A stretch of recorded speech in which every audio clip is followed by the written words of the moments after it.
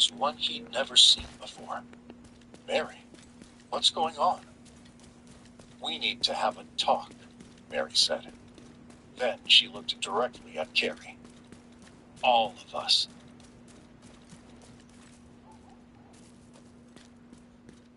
Ryan and Carrie stood in the doorway facing off with Mary and Martha. The tension was thick. Mary and Martha had their arms crossed, and their faces were red with anger. Ryan and Carrie glanced at each other uneasily. Ryan raised his hands and spoke slowly and cautiously. "Okay, clearly you two are very upset, and tempers are hot right now. So, before we get into it, can I just ask that we please sit down in the living room and try to talk like civilized people?" "Oh, you'd like that, wouldn't you?" Martha spat. Ryan looked directly at his wife. "Mary, please." This place is... Mary glared at him for another beat, her eyes shooting daggers at him. "Fine," she said, turning and heading into the living room. Martha shook her head ruefully and followed. Ryan glanced at Carrie again, who was practically shaking. He nodded toward the living room, and they both walked in together. Mary and Martha had sat down next to each other on the sofa. Carrie sat down cautiously on the love seat, while Ryan sat on a cushioned chair. "Okay," Ryan said. "Tell us what this is all about." "Like you don't know," Martha said. Mary tensed up even further. "Mother, please." She turned to Ryan. "But she has a point. Is there something you'd like to tell me, Ryan?" Ryan nodded his head slowly. "Yes, and I was trying to tell you this morning. I was hoping we could avoid making a scene." "Aha!" Martha yelled. "He admits it." "Mother," Mary said. Martha crossed her arms and turned away. Ryan began again. "First off, I'm sorry that I kept this from you, but I promise I had my reasons, and I really was going to tell you all about it today." "We was," Carrie said. "We were just talking about it in the car." Mary put her head in her hands and started to cry. Martha faced Ryan again. "Do you see what you've done? Do you see what you've done to my daughter, you animal?" Ryan leaned forward in his seat. "Look, I know this is a lot to process, but if you really stop to think about it, this is a good thing." Mary's head swung up at him. "Good thing? Look at this good. What is good about it? I know you're upset that I kept it from you, but now that it's in the open, we can start to figure out how to use it to make this family stronger." Mary's face twisted at him. "Who are you?" "He's a pig," Martha said. "A disgusting pig who just uses people." She turned and looked at Carrie. "He'll use you too." "What are you talking about?" Carrie said. "Ryan's been really sweet to me." Mary's face turned green. "I think I'm going to be sick." Ryan stared at her, confused. "Wait a minute. What are you guys talking about?" "What do you think we're talking about?" Mary screamed at him. "About other things. My relationship with them?" Mary looked over at her mother, then back at Ryan. "Why in God's name would we be talking about the Quinns when you're sleeping with my sister?" Ryan and Carrie both jumped up from their seats. "What?" they screamed in unison. "Do you deny it?" "Of course we deny it," Ryan said. "That's the most ridiculous thing I've ever heard. Where's this coming from?" Mary reached over and grabbed a stack of photos that Todd Baker had given her. She turned them over and slapped them on the coffee table. "Here," she said. "It's coming from here. A picture is worth 1,000 words, isn't it, you two?" Ryan looked down at the photos, then put his hand on his forehead. "Oh, Mary, what do you think you're looking at here? Are they real? Supply room access Are the unlocked. photos real? He picked them up from the table and started going through them. Carrie came over to his side and looked with him. Tell me, Ryan, are they real? He looked up from the pictures. Completely real, he said simply. Mary's jaw dropped open. How can you just stand there and look at those photos like you've done nothing wrong? Carrie shook her head at her sister. Oh, Mary, you've got it all wrong. These are completely innocent. Innocent? Mary got up from the couch and went over to them. She grabbed the stack of pictures out of Ryan's hand and started going through them. How about this one, where you've got your arms around his neck and you're kissing him? Is that one innocent? Yes. Ryan helped me out with this mean woman in the store, and I was excited, and I gave him, like, a peck on the lips. I've kissed you harder than that. And this picture, Mary said, pointing to one of them inside the store. You want to explain why you're standing in front of him in your underwear with your hand on his chest? Carrie shook her head again. Oh my God. I was messing with him. I needed him to tell me if I looked fat in that thing, and he was being all awkward and shy and averting his eyes, so I thought I'd give him a hard time. That's not what it looks like to me. Oh, for God's sake, Mary, I'm your sister. Do you really think I tried to steal your husband? Gross. Mary flipped through the photos again, poring over them. I don't know what to think. Mary, who gave these to you? Ryan asked. Mary didn't answer. She couldn't look him in the eye. Mary, who? She took a deep breath. Todd Baker. Todd Baker? Todd Baker showed you these photos, and you believed him? Now it was Ryan's turn to be angry. Ew, Carrie said. Isn't he, like, in prison or something? Out on bail while he's awaiting trial, Mary said flatly. So that's who you went to see today, Ryan said. That's why you walked out on me this morning? So that you could meet with a man who tried to destroy your company and bribe you into sleeping with him? I didn't know he was going to be there. I thought I was going to meet with my cousin Wallace. And that's supposed to make it better. Wallace is as much of a snake as Baker is. Oh my God, Mary. And you actually believe these two jokers? I believe what I can see with my own two eyes. Me too, Martha said, rushing to Mary's side. I've never trusted you. From the day you married my sweet Mary, I've never trusted you, and I've never liked you. Yeah, no kidding, Martha, Ryan said. Mary stared at the necklace Carrie was wearing. When did you get that? Carrie put her fingertips to the necklace. Just now, at a store in Newton. Mom said I could buy it. And you asked Ryan to take you? Yeah? So what? What's the big deal? And who paid for the necklace? Carrie went silent and looked down at the floor. Uh-huh, Mary said.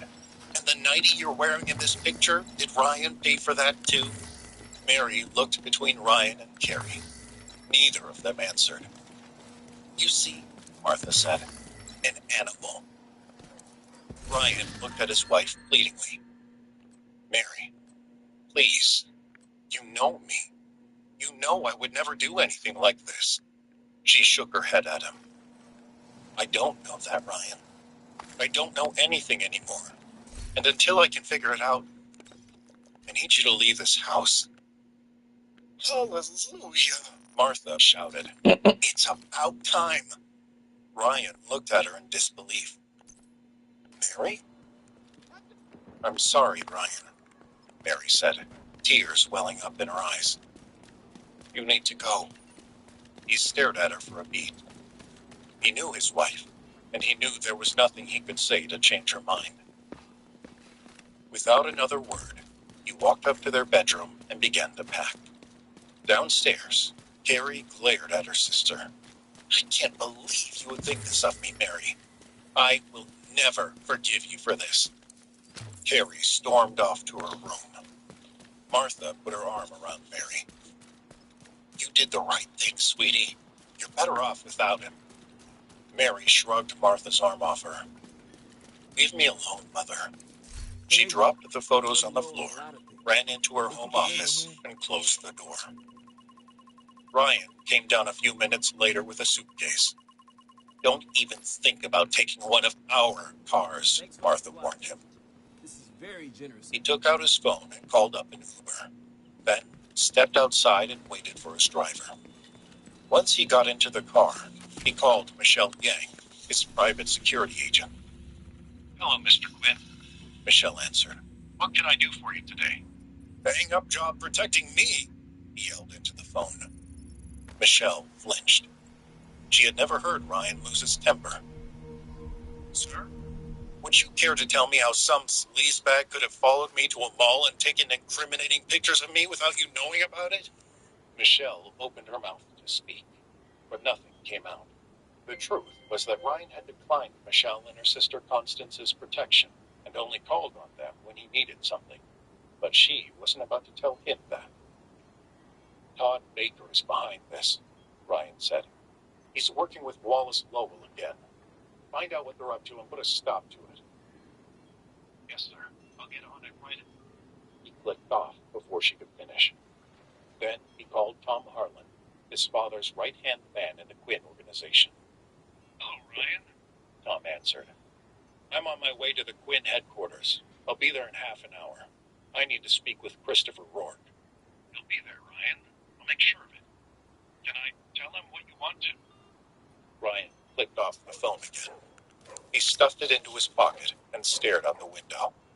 The car pulled up at the Quinn organization's headquarters in Beacon Hill. Ryan got out and walked into the lobby where Christopher Rourke was waiting for him. Rourke's eyes flicked over to Ryan's suitcase as he walked up to greet him. Hello, Ryan. It's good to see you.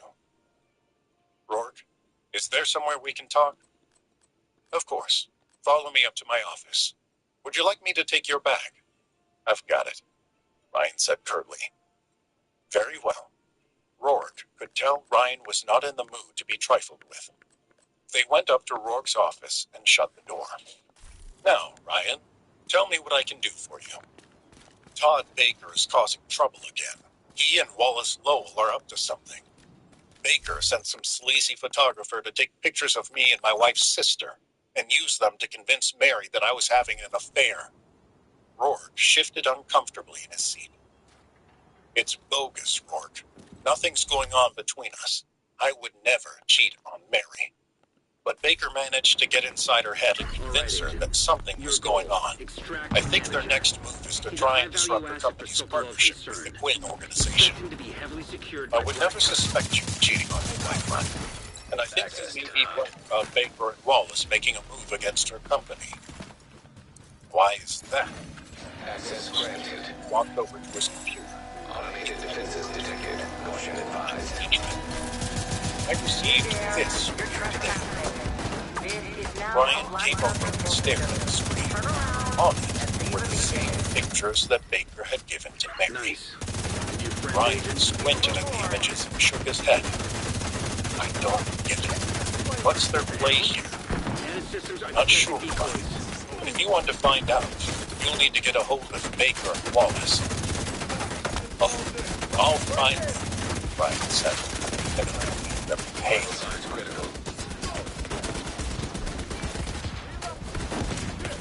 Ryan continued to stare at the photos on Christopher Rourke's computer. I just don't understand how Mary could believe I'm having an affair with her sister, he said. Rourke cleared his throat. Well, you two do appear to be very close in these pictures. To someone who doesn't know me, sure. But Mary's my wife. She should know I'm not capable of something like this. Jealousy can be a powerful emotion, Ryan. Once that seed of doubt is planted, it has a way of growing. Ryan shook his head. Okay, let me think this through. I understand Baker used these photos to disrupt my marriage. That makes sense. He despises me and would do anything to hurt me. Wallace hates me too, but hurting me wouldn't be his main objective. It wouldn't. No. His goal has always been to steal Mary's share of the company, and now that CLM Financial is partnered with the Quinn organization, it's an even more tempting prize. I know this goes without saying, but I would never allow the Quinns to do business with Wallace Lowell. I appreciate that, Christopher, but that doesn't protect Mary. Why not? Rourke asked. CLM is part of the Lowell Corporation, and the Lowell Corporation is run by Mary's grandmother, Emma. If she decides that a scandal in the Lowell family is a threat to her other companies, she can use it to justify removing Mary as the leader of CLM. Will she do that? She might. And you know that Wallace will be right by her side through this whole thing, telling her to dump Mary and give him a chance to run CLM. So how do you stop them? Ryan closed his eyes and ran his fingers through his hair. He had always been good at controlling his emotions, but now that his marriage was on the brink of collapse, the tension was making it impossible to think straight. I need evidence, he said finally. Where could you find evidence showing that these pictures aren't what they appear to be? There are only 2 places, and both of them are long shots. System disrupted. Brian was working out a plan to save his marriage and his wife's company. Todd Baker was checking into a cheap hotel on the outskirts of the city. System restored. His assets frozen while he awaited trial on a number of financial crimes. He couldn't afford the type of luxury accommodations he was used to. Besides, he knew Brian Quinn would come looking for him sooner or later. He had to keep moving around. He took out his phone and called Wallace Lowell. Where are you? Wallace asked. I'd rather not say if you don't mind. The fewer people who know my whereabouts, the better. Fair enough. Did you show the pictures to Mary? I did. Yeah. Baker sneered. Worked like a charm. Really? She bought it? Wallace asked, barely able to contain his excitement. Don't sound so surprised, my dear boy. Women are very predictable. Oh, sure. She hemmed and hawed for a bit, but in the end, she proved just as gullible as I knew she would. All right. Agent requesting backup. What about you, Wallace? Did you send the photos out where we discussed? Let's get back to it, Agent. By now, everyone in the Quinn organization and the Lowell Corporation knows about the affair. Now all I have to do is lean on Grandmother a bit. She hates the scandal. She'll go to any length to maintain our family's image. Before this week is over, Mary will be out and I'll be running CLM Financial. Well, I wish you the best of luck. In the meantime, keep your head down. Ryan Quinn is not a man to be trifled with. Wallace. Active launcher detected. Please. Sam's. Worry about If they nobody. remain online, we won't be able Really? to safely extract the 2 manager weeks via of Hilo. traction didn't put a little Agent, fear into find a you. way to disable them. That wasn't Ryan. That was Intruders his attempting to sabotage our system. Don't make the mistake of mixing it up with those people again. I'll keep it strictly within. As Baker and Wallace basked in the promise of certain victory, Ryan checked into the Four Seasons in Back Bay. He got settled in his room and waited for Michelle and Constance Yang, his personal security team, to meet him later that evening. He lied down in his bed and closed his eyes. The image of Mary's face scowling as she accused him of sleeping with her sister flashed in his mind. He shook his head, trying to erase the picture from his thoughts. It was no use. He had never seen his wife's face so twisted with anger and despair. He was about to go grab a drink from the minibar when his phone rang. It was his sister-in-law. Hey, Gary, he said. How are you holding up? Shit. This BTSU operative Gary knows why said. we're here. It was Agent, obvious she'd whatever been you gotta crying. do it fast. How can my sister believe that? Try not to be too hard. It's Baker's fault. He's manipulating her. Your cousin Wallace, too. Why would she believe them and not her own sister? I don't know. Maybe she just needs some time to cool off. Give her a couple of days, and I'm sure she'll start thinking clearly again. Well, marriage might be able to work a couple of things. But Mary's job can't. Word is that Grandma Evelyn has heard about all this and is not happy. Yeah, I figured that would happen. Fine, Barry said softly. Yeah. I'm so sorry. This is all my fault. Don't be ridiculous. You didn't do anything wrong. Barry struggled to speak through her tears. Yeah, I did. I shouldn't have teased you like that in the store. I thought it was being funny. Now everything is ruined. No, it's not your fault. And it's not Mary's fault or mine. Hostile defenses disabled. They're the bad guys Talking here. manager. Remember Prepping for that, dockside pier okay? extraction. Hey, what's going on? Shut your mouth and come with me. Harry said, not sounding Get to convinced that at all. pier, Agent. And I'm going to handle it. I won't let these scumbags ruin our lives. How are you going to do that? There was a knock at Ryan's door. I'm working on it.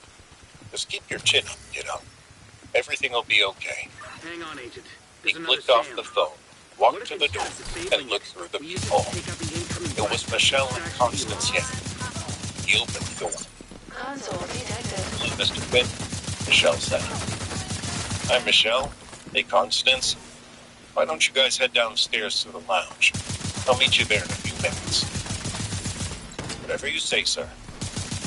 Ryan went to the bathroom sink, splashed some water on his face, and put on a new set of clothes. It had been a long day, and he felt like he needed a fresh start. Michelle and Constance were waiting for him at the cocktail table when he walked into the lounge. He sat down with them, and Michelle immediately began to speak.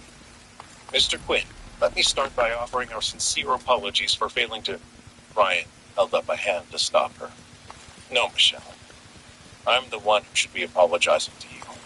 I really laid into you this afternoon, and you didn't deserve it. Yes, I did, sir.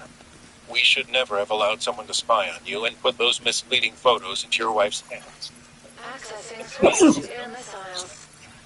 You guys offered to watch me around the clock, and I said no. If I'd listened to you in the first place, this might never have happened. Still, sir, it's water under the bridge, Ryan interrupted. There's no use in playing the blame game. What we have to do now is find evidence that proves these pictures are misleading and that nothing is going on between me and my sister-in-law. How do we do that, sir? Step one is we need to find Todd Baker. If he was sneaking around taking photos, there's a chance those photos are still on his camera. We need My that guess Sam is to be that he was operational. snapping pictures left and right. If we can string enough of those pictures together, maybe it will paint a more complete picture. Mary and everyone else will be able to see that there was nothing intimate going on between me and her sister. It's a long shot he'll still have the pictures on his camera. I agree, but we have to try. And even if we don't get the pictures, maybe the two of you can use whatever interrogation techniques you used on Mary's idiot cousin to get Baker to confess that the photos were a setup. Michelle and Constance glanced at one another. We'll get to the talk, Michelle said. Good. As a backup plan, we need to access the security cameras from the lingerie shop in the mall. If we're lucky, they might still have footage from that day. Another photo shop, sir. They erase those things pretty regularly. Again, I agree. But what other options do we have? Good. Ryan drew a deep breath and exhaled slowly as he sat back in his chair. Constance watched him closely. Are you all right, Mr. Quinn? He smiled weakly at her. Sam coming online. That's all. Well, we'll let you get your rest, sir. Contact Sam. Michelle and Constance stood up and nodded at Ryan. Ryan nodded back and watched them as they walked out of the lounge. He ordered a drink and spent an hour at the table nursing him. I hate this They're back in the plan, building. he thought. Get him, Agent. Too many long shots. Too many things that could go wrong. We've got decoys again. Mary moved slowly through the kitchen, trying to remember how many scoops of coffee were in the coffee maker. Hostile striker drone detected. Usually woke up early and had the coffee made before the rest of the family had gotten out of their beds. Now, he wasn't there. She hadn't slept a wink that night. In her deepest heart, she couldn't believe that Ryan would cheat on her, especially now with her sister. It didn't seem possible, but she couldn't deny that he'd been keeping secrets from her for some time. He had even admitted as much to her. And then there were the photos. She shook her head, trying to put all of these dark thoughts out of her mind. She dumped a heap of browns into the coffee maker, filled it with water, and turned it on. Martha came downstairs, still in her nightgown. "Mary, what are you doing?" "I'm getting ready to leave for work. What does it look like I'm doing?" Her voice was tense. "Leave for work? You can't go into the office today." "Why not?" "Are you crazy? This is what is speaking to everyone in the whole corporation. It'll be the laughingstock of the whole building." "I don't care, Mother. Not everyone is as concerned about their image as you are." "Well, maybe you don't care about our family's reputation, but your grandma Evelyn does. Believe me, she's seen those photos by now.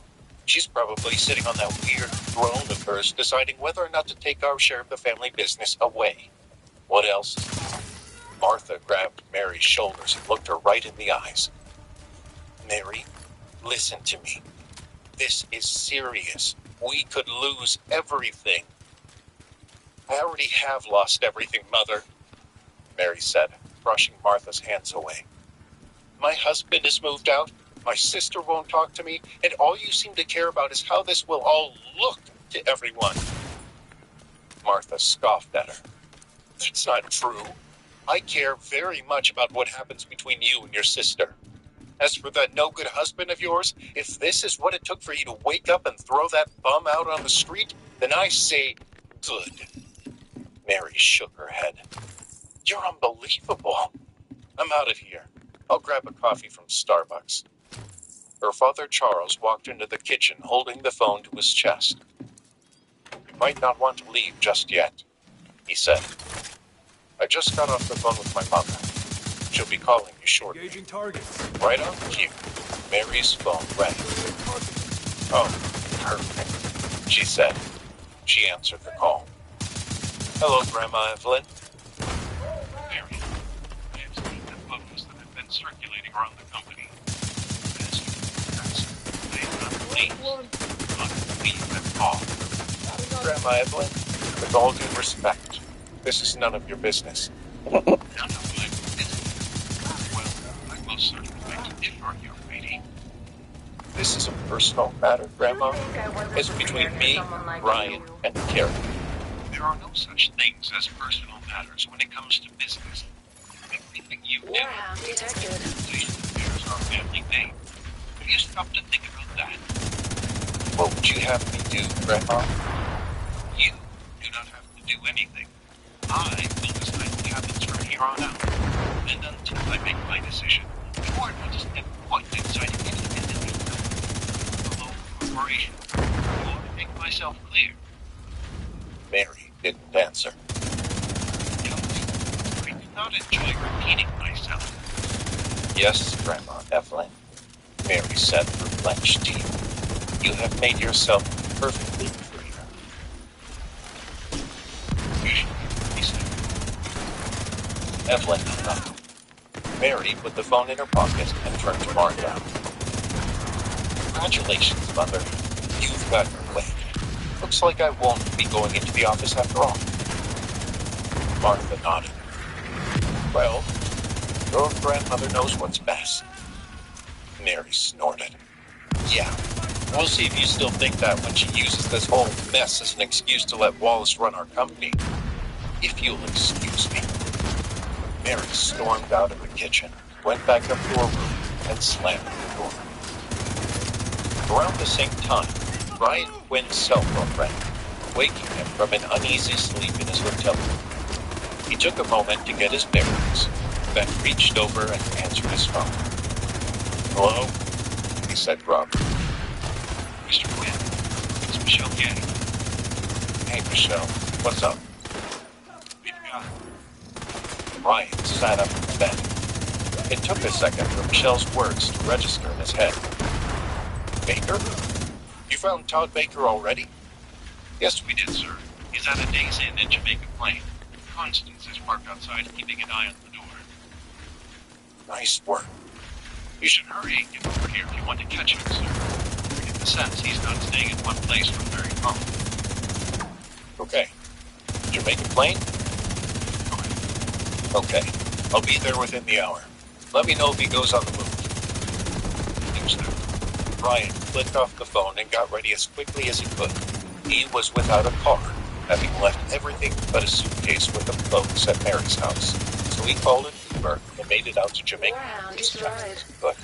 He spotted the Yang sisters' black SUV in the parking lot and walked over to it. The passenger side door opened. Michelle got out and waved Ryan inside, then opened the back door and slid in behind him. Do we know which room he's in? Ryan asked. Room 236, Michelle said. Any chance we can get into the room? Constance held up a key card. Already swiped this for maintenance, sir. Ryan smiled. Michelle said, What's the plan? Would you like to go in there alone like last time? No, I think I'd prefer a little company this time around, Ryan said. The three of them opened their doors, stepped out of the SUV, and walked across the parking lot to the hotel. They rode up the elevator to the second floor and walked down the hall to Todd Baker's room. Feels like deja vu, Ryan said. You planning to walk in there and beat him to a pulp the way you did the last time you broke into his hotel room? Michelle asked. No, I'm going to walk in there and ask him some questions. Then, we're going to beat him to a pulp. Michelle and Constance smiled. Ready? Ryan asked. The Yang sisters nodded. Constance inserted the key. Terrorists nearby. Turned green. Ryan opened the door, and the three of them walked swiftly into the room. Baker was standing at the sink, shaving off a week and a half's worth of beard. He dropped the razor as he saw Ryan and the Yangs moving toward him. Not again, Baker yelled. How do you keep doing this? Ryan stopped halfway into the room and nodded at the Yang sisters. Ladies? Michelle and Constance snatched Baker up, tossed him into a chair, and held him down. Crates of Sokolov He concern struggled just against their stockpiled in grip, this room. but they were too Equipment that could be strong. useful to us. Ryan sat at the But edge I'd of say the we bed destroy and got a instead. look at Baker. Disrupt the Black He Tusk looked war machine. pathetic, wearing How about only it, a Agent? towel around his waist with half of his face shaven and a look of panic in his eyes. Hello, Todd. So lovely to see you again. I see the arm is healing nicely.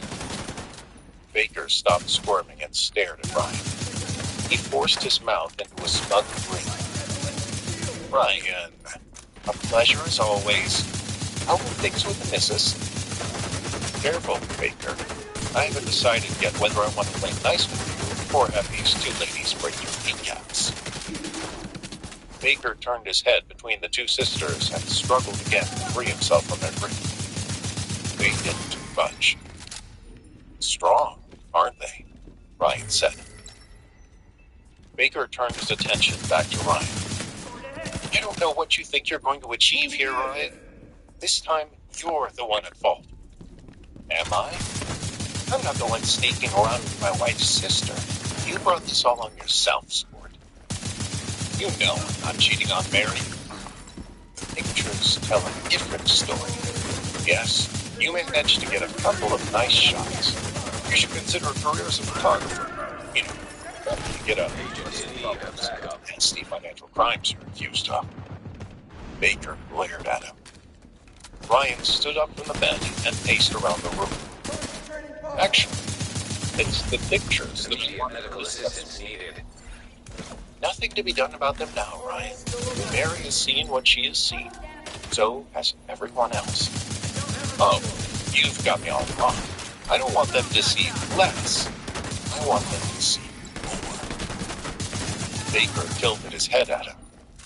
There's no way you only took a half a dozen pictures and just happened to snag the ones that would make it look like something was up between my sister-in-law and me. You've got more. And those pictures will reveal exactly what was going on between us. Which was nothing. A trip to the mall so she could buy some clothes. Baker's smile returned. Sorry, sport. They've all been erased. Proven. Baker nodded his head toward the nightstand. There's my phone. Feel free to scroll through all the photos you like. Ryan Right. stared at I'm him sure for a Black beat, Tusk will have all trying to kinds read of his feelings face. about that. He picked up Baker's phone, held it to Baker's face to unlock it, and tapped on the photo icon. He scrolled through. There were no pictures of him and Carrie. Ryan looked over to Michelle. Do not The allow clown, the maybe. intruders to reach the concert hall. Baker shook his head. They're getting closer, aren't they? Turn that feature off. I'm not as stupid as you'd like to believe. The pictures that you saw are the only ones that exist.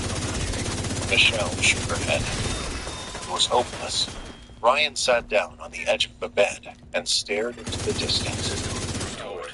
Baker's smile wider. The seed of jealousy has been planted, my boy. Nothing to do now but sit back and watch it grow. Ryan hurled Baker's phone across the room, smashing it against the wall. ILIT stands for intralymphatic immunotherapy. So it's a type of allergy immunotherapy we use to treat allergies, kind of similar to allergy shots, but instead of a more prolonged process of allergy shots over a course of 4 or 5 years, it's a much shorter process. It actually just requires 3 injections. The entire course takes 2 months.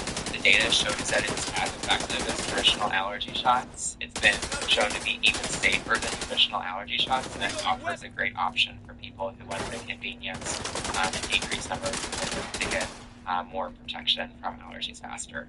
We can treat the same type of allergies that traditional allergy shots.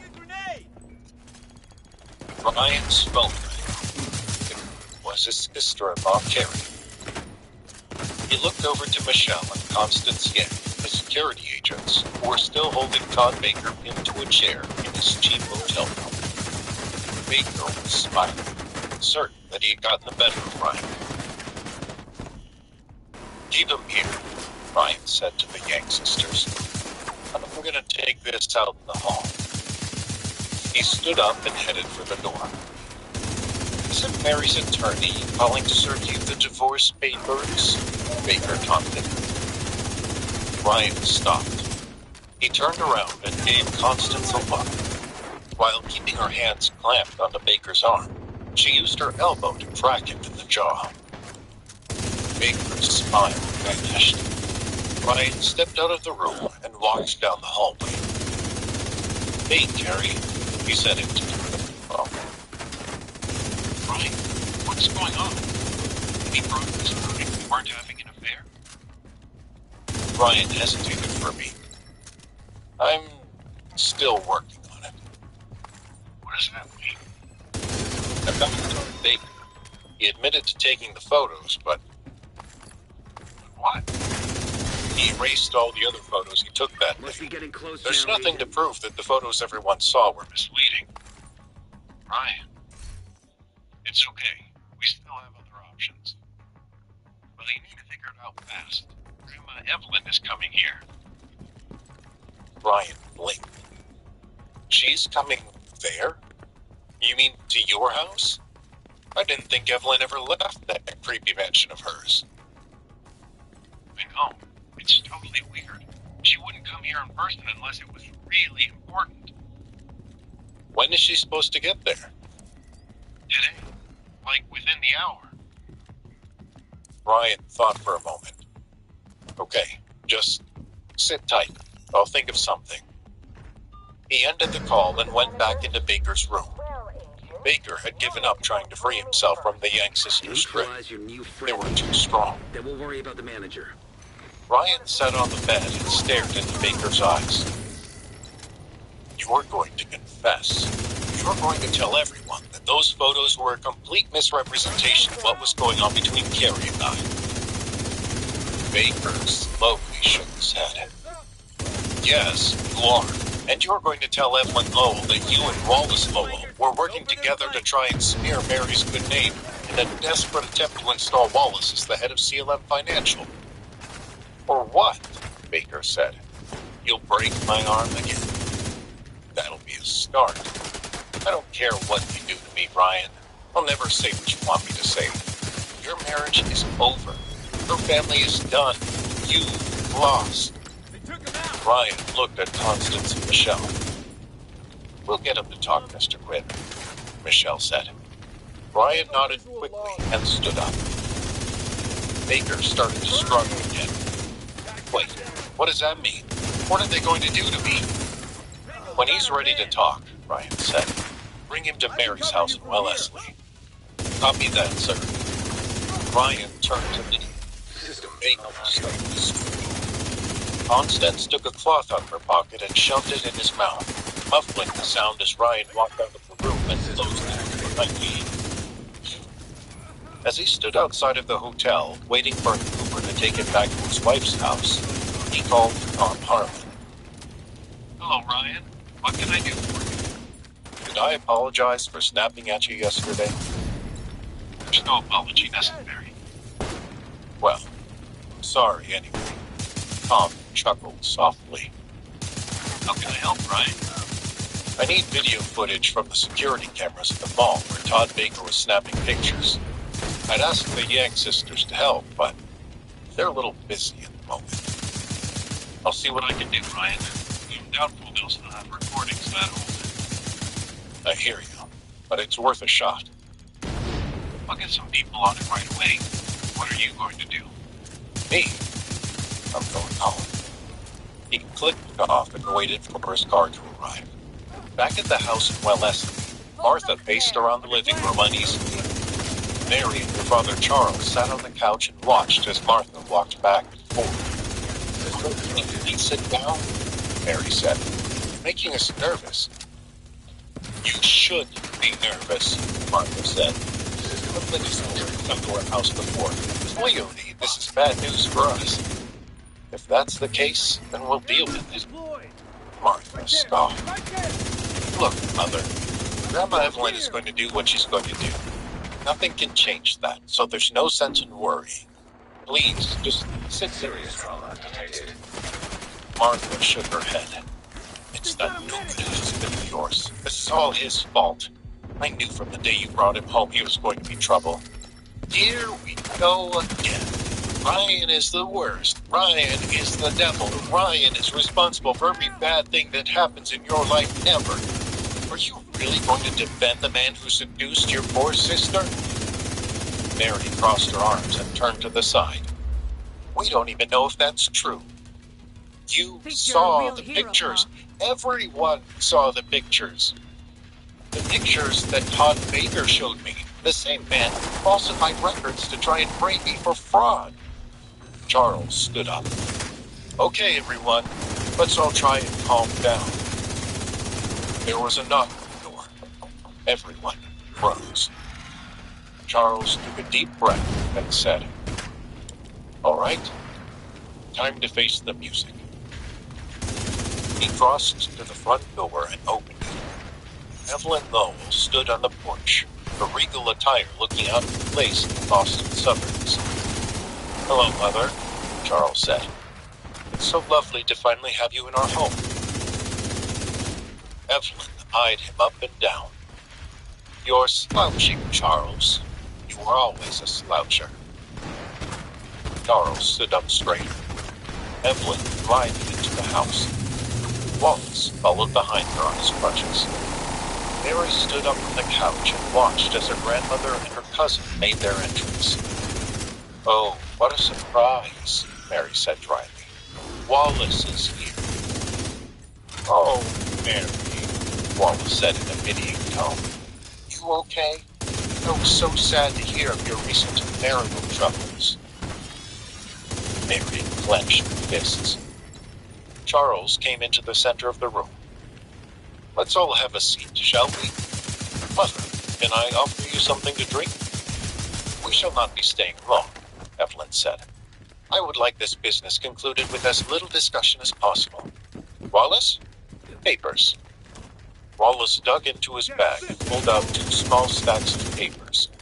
He set them down on the coffee table in front of Mary. Mary looked down at them. What's this? she asked.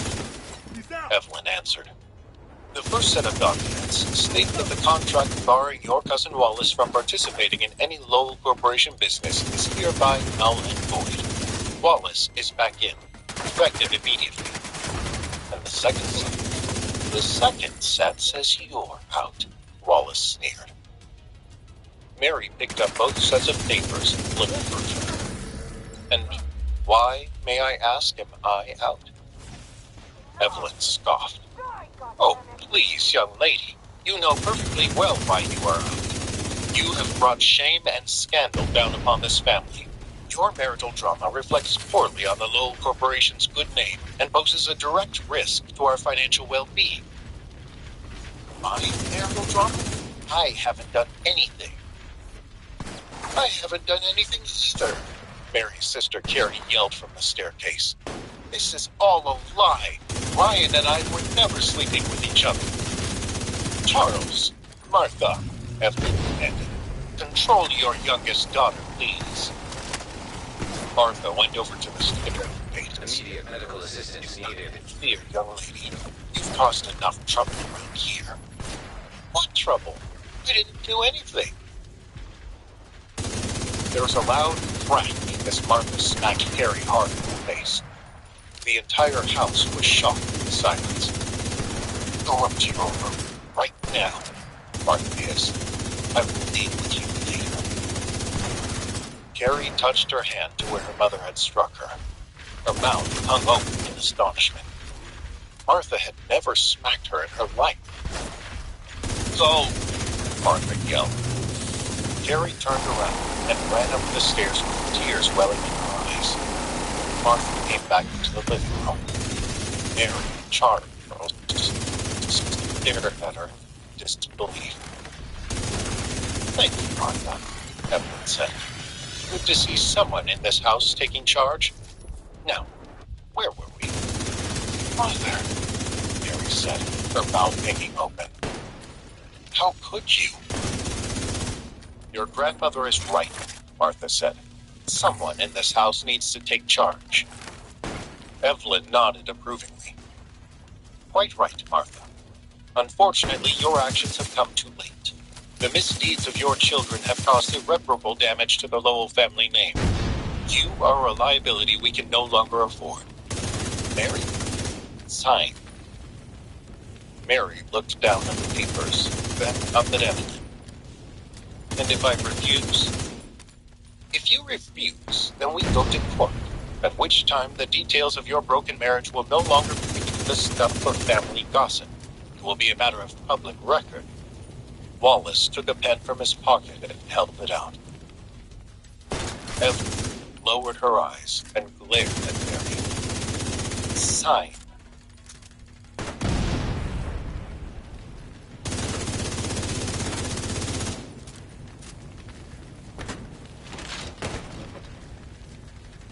Mary stared at the pen in her cousin Wallace's hand. All eyes were on her. Grandma Evelyn arched an eyebrow at her. Well, young lady, what are you waiting for? Sign the papers. Mary continued to stare at the pen. Martha approached Evelyn slowly. Evelyn, what if we could work out some sort of compromise? Compromise? Yes. Maybe you don't have to disavow our whole family. Maybe Mary could just take a demotion. Wallace could come in and run CLM Financial, and Mary could be his number 2. Evelyn thought it over for a moment. Intriguing, but I'm afraid it won't work. The stain of her husband's tawdry affair is too much to bear. What if they got a divorce? Mother, Mary said. Well, why not? Martha said to her. You're too good for that bum anyway. She turned back to Evelyn. Mary divorces Ryan. Then she and Carrie tell everyone how he was a predator who took advantage of them. Then the family would know that my daughters aren't bad people. They were victims of a sick con man. Mother, I won't stand for this. Wallace's eyes lit up. So, what you're saying is Ryan takes the fall for this scandal, loses his wife, and is publicly humiliated in the process? That's exactly what I'm saying. And I still get to run the company. It's yours, and Mary would be a faithful second in command. Wallace turned to Evelyn. This can work, Gam Gam. The shame would be lifted from the Lowell family.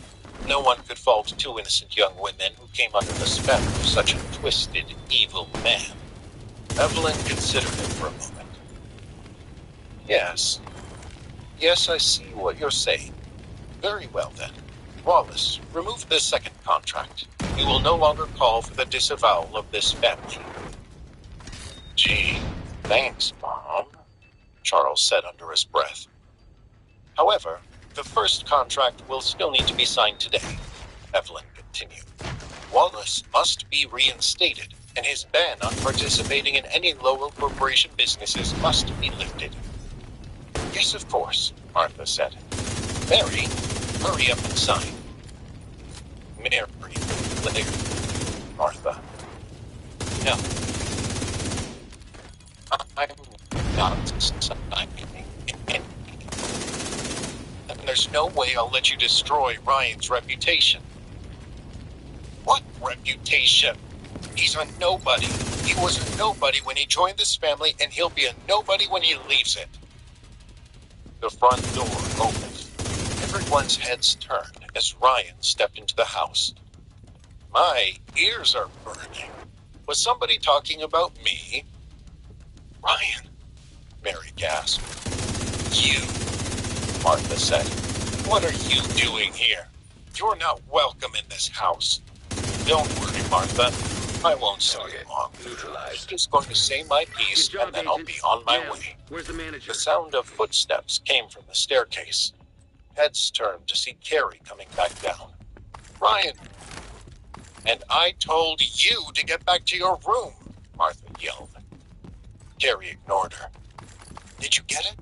She asked Ryan. Did you get what you need? Ryan pulled out his phone and looked at the screen. There were no messages. I'm still working on it, but in the meantime, I thought I'd try to talk a little sense to these boneheads. Excuse me, Evelyn said, putting a hand to her chest. Oh, you're the biggest bonehead of the group, Granny. I mean, seriously. How many times are you going to let this sniveling little weasel here manipulate you? Kill me? Ryan said, jerking a thumb at Wallace. Here to save me. How Right, dare you of speak course. to my Gam that Thank way? you, Agent. Wallace said. Honestly, you have Ryan no idea how smirked relieved at I him. am. I'm surprised you can hear what anybody has to say with your head so far off Gam's rear end. Martha stepped toward him. I've had enough out of you, mister. Really, Martha? Alive and You unharmed. really want me to Good. start in on you? Fernandez on I her way mean, to really, extract what him. kind of He's mother safe now, are you? Agent. The kind who protects her family. Oh, yeah? Well, let me ask you something. When your daughters were being publicly shamed these past couple of days, did you do anything to try and protect them? Or were you too busy protecting your precious image? Martha's mouth worked up and down, but she couldn't think of anything to say. Ryan turned to Mary. And that brings me to you, maybe the biggest fool in this room. How could you let Todd Baker, of all people, get inside your head? How could you believe his word over mine, over your sister's? Mary looked down at the floor. He put his finger under her chin and guided her head back up. You know me, Mary. I'm capable of a lot of things. She stared into his piercing blue eyes. Oh, Ryan, This is ridiculous, Martha shouted. Don't you see what he's doing? He's a con man, a manipulator. You can't believe anything he says. We have a deal in place. Wallace jumped in. Maybe we don't like your deal, Charles said. Hush, Charles, Evelyn scolded. Don't talk to my father that way, Mary added. Within seconds, the entire house erupted in a din of sound as everyone argued with one another. Carrie crept into the room and stood next to Ryan. What are you doing? She whispered in his ear. Stalling, he said. The fighting went on for several minutes. Finally, Martha went into the kitchen, grabbed 2 pots, walked back to the living room, and started banging them together. The house finally went silent. Martha's eyes scanned everything.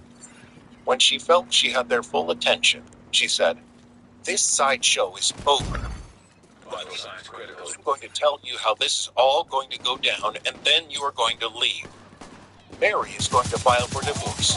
You are going to grant it without question. Wallace will take over CLM Financial, and Mary will be second in command.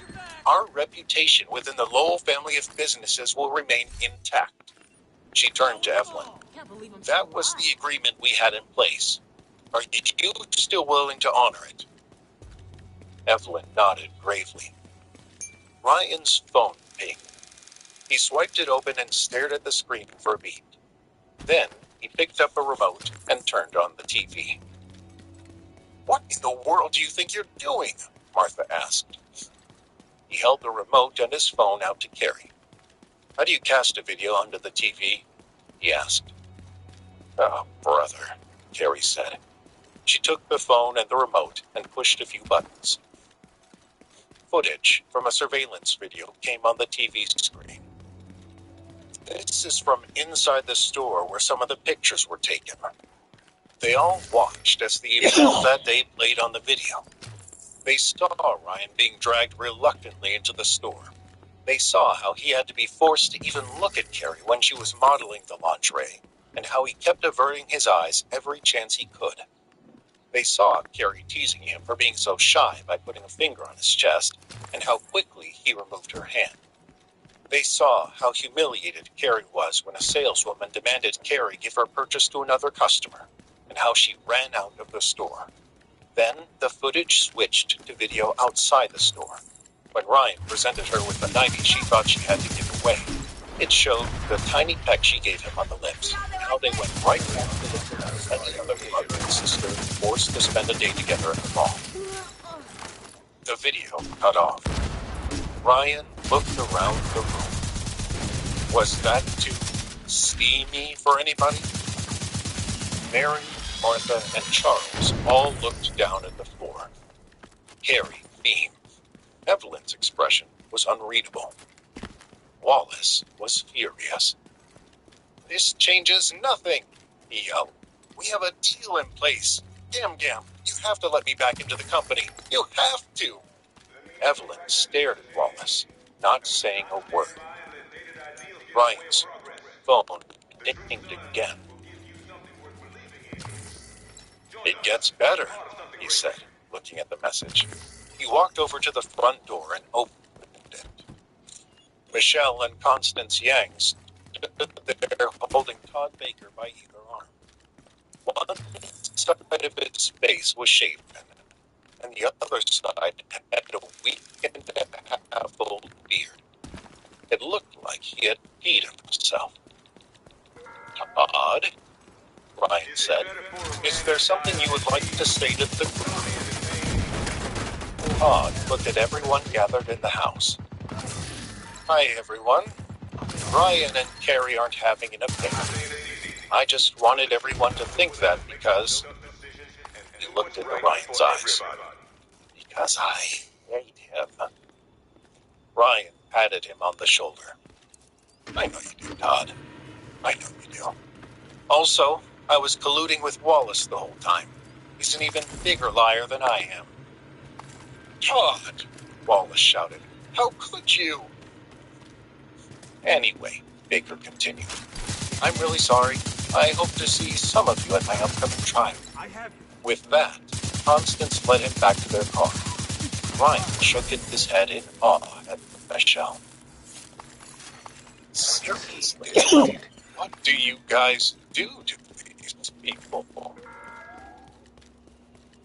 "It's better if you don't know, sir," she said.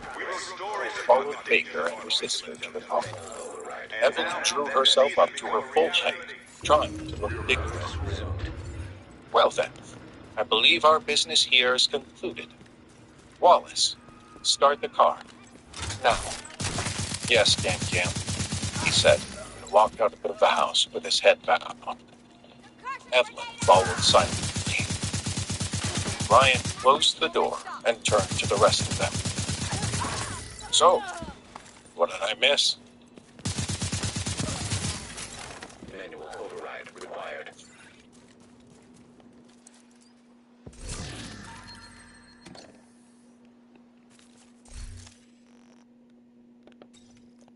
Mary, Martha, and Charles stood around the living room trying not to make eye contact with anyone. Carrie was beaming with joy now that it had been proven she was not having an affair with Ryan. Ryan looked around the room with an amused smile on his face. "Mom," Carrie said, "anything you'd like to say to me?" Martha fidgeted with her blouse for a moment and mumbled something no one could hear. "What was that?" Carrie asked. "I'm sorry," Martha said softly. "Is that all?" "Well, what else do you want me to say?" "For starters, you could say what you're sorry about." All eyes turned toward Martha. She averted their gazes. "Sorry for hitting you just now. And sorry I thought you had an affair with Ryan." "Thank you, Mother. Anyone else you'd like to apologize to?" Martha looked up at Carrie, who nodded toward Ryan. "No," Martha said. "I still think this is all his fault." Mary's jaw dropped open. "Mother, how can you say that? Ryan just saved us. If it weren't for him, Evelyn would be handing control of our company to Wallace right now." "Well, if he hadn't angered Wallace and Todd Baker so much, they wouldn't be trying to destroy us." "Come, Martha, you're being unfair," Charles said. Martha looked around the room. "So this is how it is, huh? Everyone is just going to gang up on me. You're all in this together?" "We're just trying to do what's right, Mother," Mary said. Martha's back stiffened. "Well, I'm not going to stand here and be crucified for trying to protect my family." She marched out of the living room and went upstairs to her bedroom. Charles sighed and shook his head. "I guess I'd better go talk to her. Wish me luck, everyone." He turned to Ryan and extended his hand. "Good to have you back, Ryan. Thanks for setting everything straight." Ryan shook his father-in-law's hand. "Thanks, Charles. Don't mention it." Charles slowly walked up the stairs to deal with Martha. Mary turned to her sister. "Carrie, Carrie held up a hand. "No, I still can't talk to you." She went over to Ryan and kissed him on the cheek. "Thank you, Ryan. You're a good brother-in-law." He nodded at her. She flashed Mary a dirty look and headed upstairs. Ryan and Mary stood alone in the living room. Mary stared at the floor for a bit, working up the courage to speak. "Ryan," she began. He waved her off. "Forget it. Baker and Wallace manipulated you. It's okay." "It's not okay. I should never have taken their word over yours. I understand if you hate me. I could never hate you. But He put his hands on her shoulders. "Hey, look at me." Access key detected. She looked up from the floor and stared into his eyes. "I could never hate you." He gently moved his hands to her face and kissed her. Then he drew her in and held her close. He could feel his chest becoming damp as she cried softly in his arms. Later that day, he drove back to the Four Seasons in Boston, packed his suitcase, checked out of the hotel, and came home. The following morning, Ryan drove Mary into the office of CLM Financial in Beacon Hill. Everyone stared as they walked through the building holding hands. Mary could hear people whispering. "Ryan," she said quietly, "they all know about the pictures.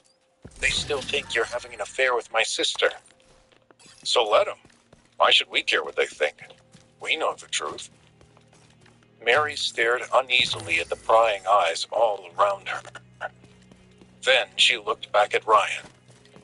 He was strolling along happily,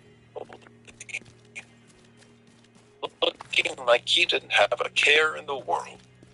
His confidence seemed to radiate out and flow into her, and she stopped worrying about everyone else. Ryan walked her into her office and was about to leave when Mary's secretary came in. "Mrs. Quinn," the secretary said, "there's a call for you on line 1. It's Lou Harold. He's the new CEO at Barrington Enterprises." "The guy who took Todd Baker's old job?" Mary said. "Well, this ought to be interesting." "You want me to go?" Ryan asked. "No, stick around. I'd like to get your feedback on this." Ryan smiled. She had never asked him directly for his help with work before. It felt good. The secretary stepped out of the office as Mary put the call on speaker. "Hello, this is Mary Quinn." A booming voice came through the speaker. "Mary, Lou Harold here, taking over for Todd Baker at Barrington. Nice of you to call us, Mr. Harold. Least I could do. I know there was some bad stuff that went down with Baker. Wanted to make sure there were no hard feelings. I assure you, no one at CLM Financial holds your company responsible. We're all aware that those were the actions of one man acting alone. Glad to hear it. Glad to hear it. Actually, I was hoping we might be able to do a little business together. Any chance you're free for lunch today?" Mary looked up at Ryan. He shrugged. "Yes, lunch would be nice." "Great! How about Peregrine on Charles Street? Say 12:30? That would be great." "Excellent. I'll make a reservation for 2. Oh, could you make that 3? I'd like my husband to join." Ryan smiled in surprise. Sure, that's fine, I guess." "Wonderful. I look forward to meeting you, Mr. Harold." She hung up. Ryan arched his eyebrows at her. "You're inviting me to a business lunch? Like I said, I want your input." Ryan killed time in the city for a few hours, then went back to Mary's office and walked with her to Peregrine, an upscale restaurant in the lobby of the Whitney Hotel. They checked in with the hostess, who said that their other guests had already been seated. She walked them into the restaurant and led them to their table. Lou Harold scooted his chair back and stood up as they approached. He wore a rumpled suit and had a large belly that hung over his belt. Several appetizers had already been brought out to the table, and half of them were gone. There was also a nearly empty martini glass in front of him. "Mary," Harold said, holding his arms wide. "So good to meet you." He drew her into a hug. "Oh," she said, surprised by the forwardness of his greeting. "It's, nice to meet you, too." He held on to the hug a second too long, then turned toward Ryan and stuck out his hand. "Lou Harold, CEO of Barrington Enterprises." Ryan shook his hand. "Ryan Quinn, husband of Mary Quinn." Harold laughed heartily. "And quite the lucky husband you are." He looked Mary up and down, checking her out. Ryan squinted at him, trying to figure out if he was a harmless old flirt or a disgusting pig. The jury was still out. They all sat down. Harold polished off the last of his martini and set the glass down. "So, Mary, how are things over at CLM?" "They've never been better, Mr. Harold." "Oh, please, call me Lou." "Lou it is." "Glad to hear things are doing well, especially after all that mess with Todd Baker trying to frame you guys for stealing your client's money." "Yes, that was unpleasant." "I'll say." Harold grabbed a loaf of bread from the table and devoured half of it in one bite. Ryan smiled to himself, amused by Harold's lack of knifing. "Anyway, as I said on the phone, it's really good reason for me to apologize on behalf of your company. We know that Barrington is an ethical and honorable organization. We try. Harold said through a full mouth. So, was there something else you wanted to discuss? Harold nodded and washed down his mouthful of bread with a glass of water. Hostiles are moving into Factory Darius, Bottom. Barrington is interested in doing business with you. Detecting additional hostile contacts. That's fantastic. What sort of arrangement did you have in mind? Well, we were thinking something along the lines of what you'd have with the Quinn organization. Wonderful. So you imagine this as a partnership? Yeah. Well, kind of. Ryan leaned in toward Harold. What's a kind of partnership? More like we retain control over the teams we work with. Mary glanced over at Ryan. He looked down and shook his head. So, Mary said, you're not thinking of a partnership so much as a takeover. Harold shrugged. I suppose that could be one way of classifying it. Mary sighed. Well, that makes this a very different kind of meeting, doesn't it?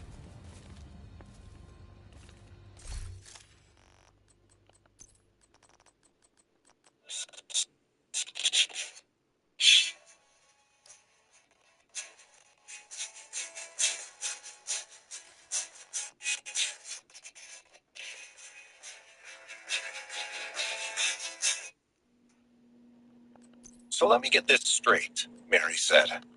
Barrington Enterprises is planning a takeover of my company? Lou Harold held up his hands. Whoa, whoa, whoa. Let's not get ahead of ourselves. We're not planning anything at Barrington. We're interested in CLM Financial, and we see ways that our two companies can help each other. That way being, you come in and start running everything yourselves? Ryan said. Supply room access. Harold shot Ryan a dirty look.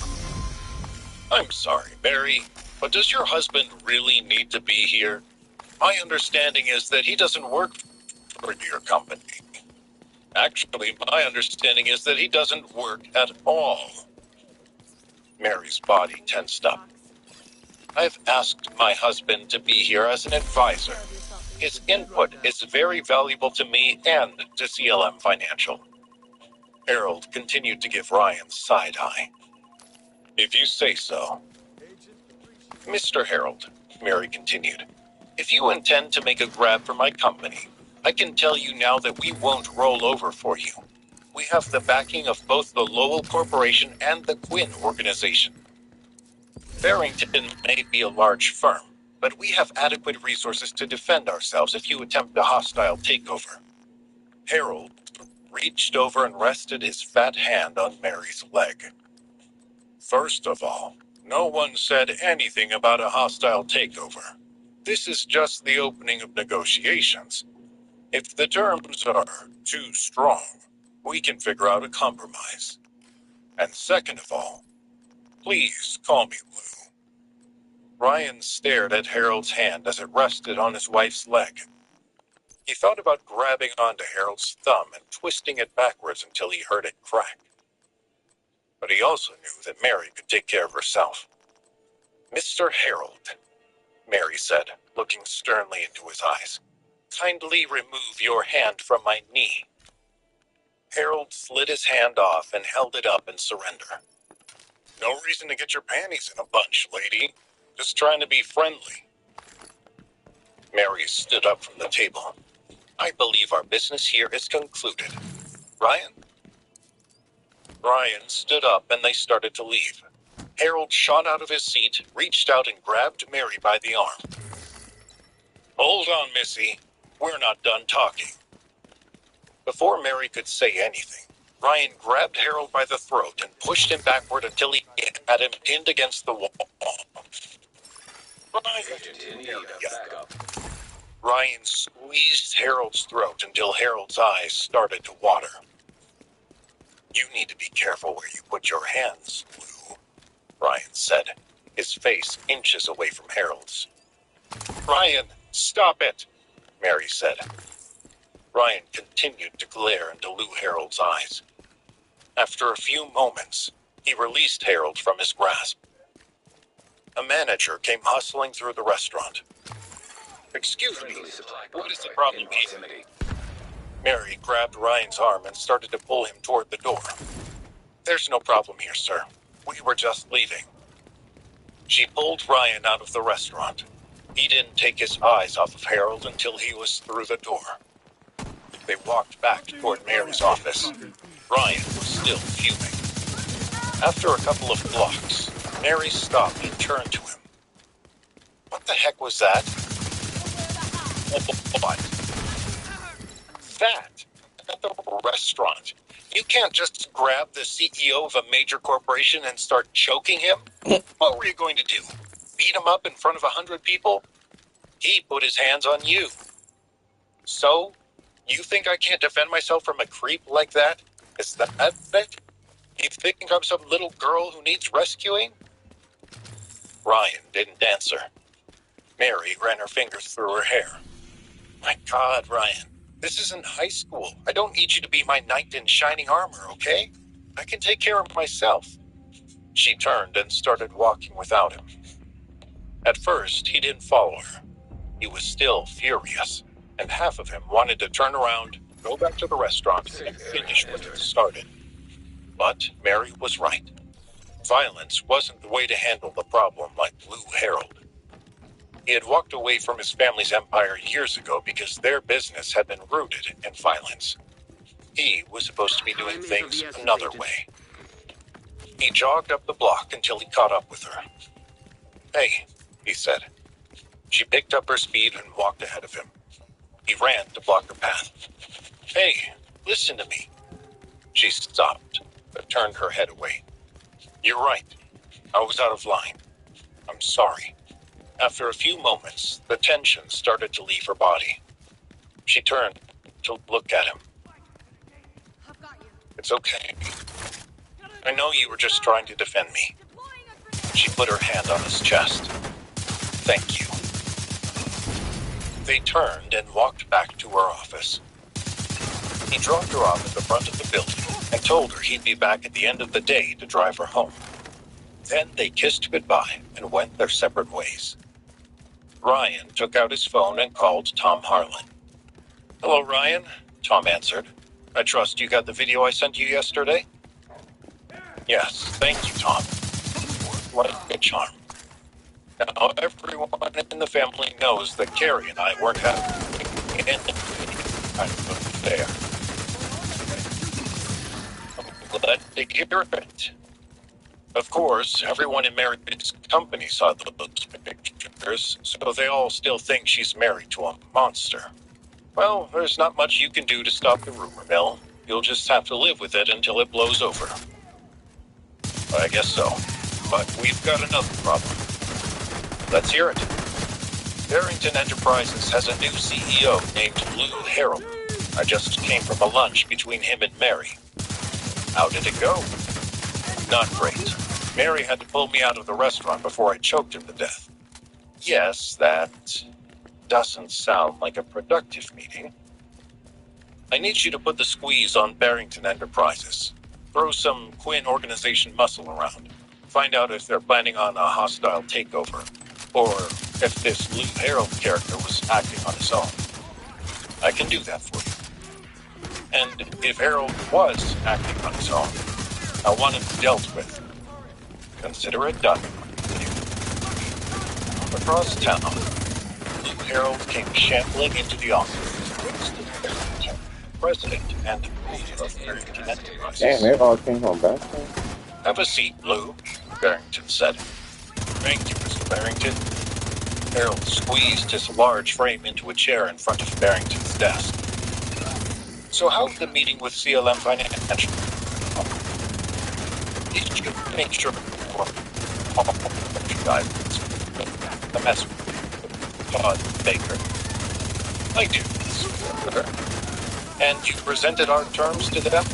They receive an 80% commission on all new business and we don't interfere with their senior management?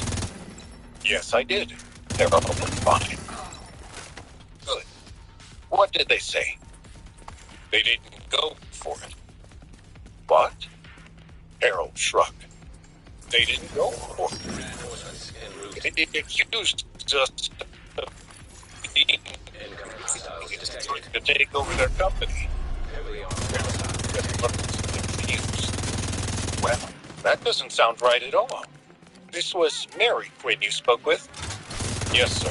She wasn't alone, though. She brought her husband along with her. I think he was giving her bad advice. I do. I think if I can talk with her one-on-one, I can get her to reconsider. Barrington sat back, folded his hands, and put his index fingers to his chin. Maybe we should let him go for now. Detected. They may not be willing to trust us just yet. I don't know, sir. I think I can push them in the right direction. Barrington shook his head. We can't push too hard. They've got the backing of the Quinn organization, remember? We can't afford to make enemies of them. At that moment, Barrington's secretary buzzed him. Sir, I've got Tom Harlan on the phone. Barrington shot a nervous look at Harold. Yes. Put him through, please. He picked up his phone. Mr. Harlan, what can I do for you today? Yes, that's correct. Yes. He did. Heavily armored hostile detected. Yes, I understand. Thank you for bringing this matter to my attention. Barrington hung up and stared at Harold. Harold was sweating through his suit, and his face had turned ghost white. Is there a problem, Mr. Barrington? He asked, his throat so dry that his voice nearly cracked. Do you know who that was? Barrington asked. Someone named Tom Harlan? Barrington nodded briefly. And do you know who Tom Harlan is? Harold shook his head. Well, you should. Tom Harlan works for the Quinn organization. He's their fixer. Do you know what that means? Harold didn't answer. It means he's basically Donald Quinn's right-hand man. When Tom Harlan calls, you know it's serious. Harold tried to gulp, but his mouth was completely dry. What did you do, Lou?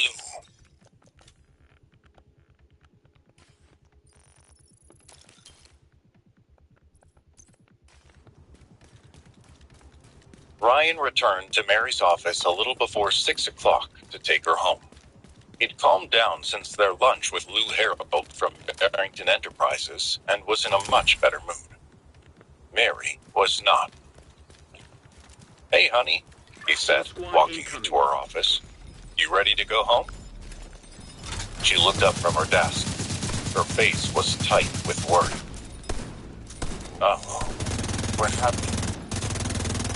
I just got a call from someone at Barrington Enterprises. She said that Lou Harold was on his way over right now. Well, that's good. Maybe he's coming to apologize for threatening CLM with a hostile takeover and for putting his hands on you. Mary shook her head. He's not coming alone. Winston Barrington is coming with him. The owner of the company? That's right. And a man like that does not make unscheduled personal appearances at mid-level companies on a whim. Something serious is about to happen. Well, maybe I can help.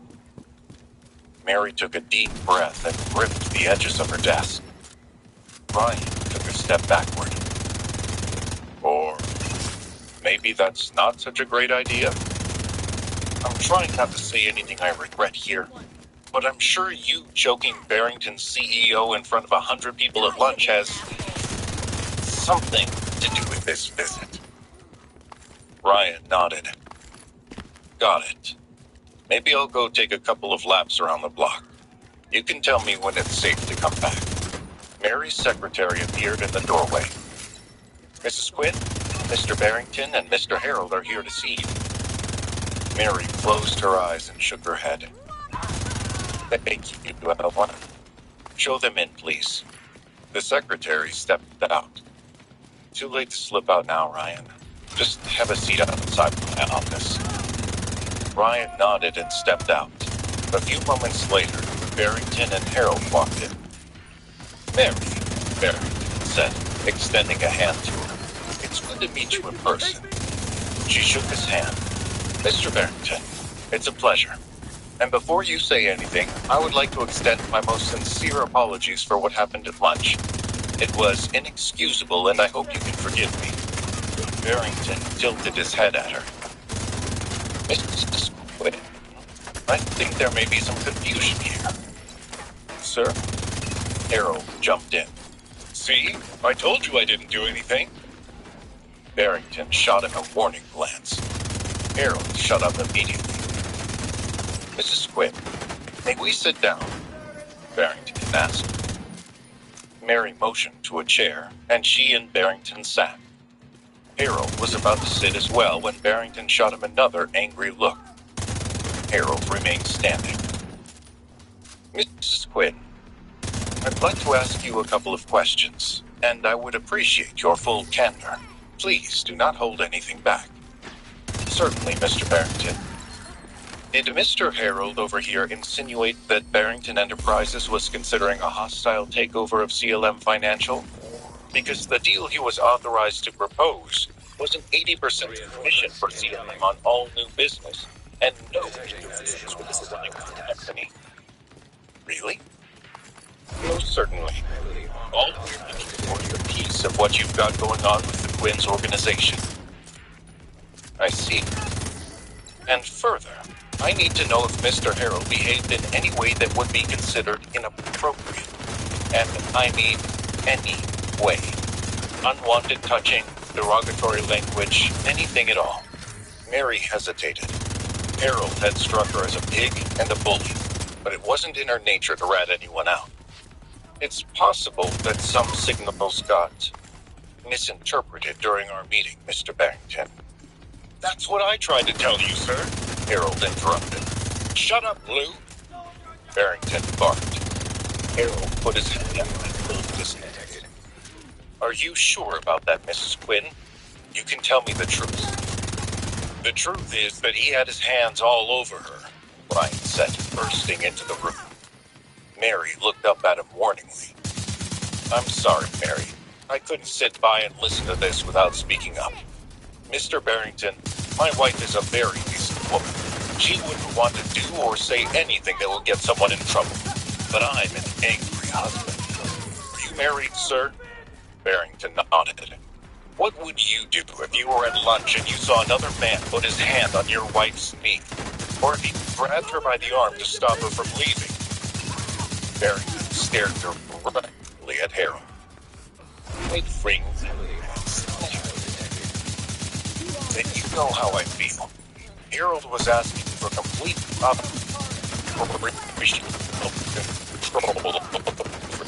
control. He made sexual advances toward my wife and tried to bully her. That's the man you sent to do the business with us. Barrington continued to glare at Harold. Harold looked as if he might cry. Sir, it's not true. It's like Mary said before. Signals got misread. I was just trying to come in with a strong opening position, that's all. And I didn't make any passes. I was just being friendly. Lewis, Barrington said, I will be returning to our building shortly. If your office is not cleared out by the time I get there, security will collect your belongings and have them thrown in the incinerator. If you step foot inside my building again, I will have you forcibly removed. Now get out of my sight. Harold hesitated for a moment. He wanted to say more, but it was clear there was no changing Barrington's mind. He hung his head low and slunk out of Mary's office. Barrington stood up and addressed Ryan directly. My most sincere apologies to you and your wife. He extended his hand and Ryan shook it. If you're agreeable, the offer remains for my original proposal. We'll have to think about it, Mr. Barrington. I'll discuss it with Mary and I'll let you know. Mary watched them curiously, not sure why Barrington was striking a deal with Ryan and not with her. Very well then, Barrington said. Let me know if you'd like to move forward and I'll have my people start drawing up the paperwork. He turned to Mary. Again, I offer my apologies. It looks like my taste in CEOs is a little off. I'll get it right the next time. Mary nodded. Barrington started to leave, then stopped in the doorway. Oh, right. Tom Harlan sends his regards. Ryan's eyes squeezed shut and his body tensed. He nodded. Thank you, Mr. Barrington. Barrington looked at him curiously, then slipped out the door. Ryan turned to Mary, who was looking at him with her eyebrows raised. Tom Harlan? Ryan fidgeted. Yeah, mutual friend. Sorry I didn't mention it before. Mary walked past him and closed her office door. She sat down behind her desk and motioned for Ryan to grab a seat. He did. Ryan, I know who Tom Harlan is. Would you care to tell me how you happen to know the number 2 man in the Quinn organization? And while you're at it, maybe you can explain how it's never come up until now? Ryan lowered his head, took a deep breath, and let it out slowly. There was no escaping it. He had to tell her the truth. Or at least part of it. He raised his head and looked her in the eyes. My last name is not a coincidence. Mary's eyes went wide. Ryan's brain went into overdrive as he tried to figure out how much truth to tell her without giving all of his secrets away. The thing is, I haven't had any contact with my family the past few years. I'm still not in contact with them, but I have spoken to Tom Harlan. I knew him for a month ago. He was kind of like an uncle to me. Mary nodded. And is he the reason that the Quinn organization is partnered with CLM now? He may have given the deal a nudge. Mary closed her eyes and shook her head. But Mary, this deal would never have gone through if the Quinns didn't believe in you. It's your leadership that made this happen, and it's your leadership that will continue to make this company grow. Why didn't you just tell me? She asked.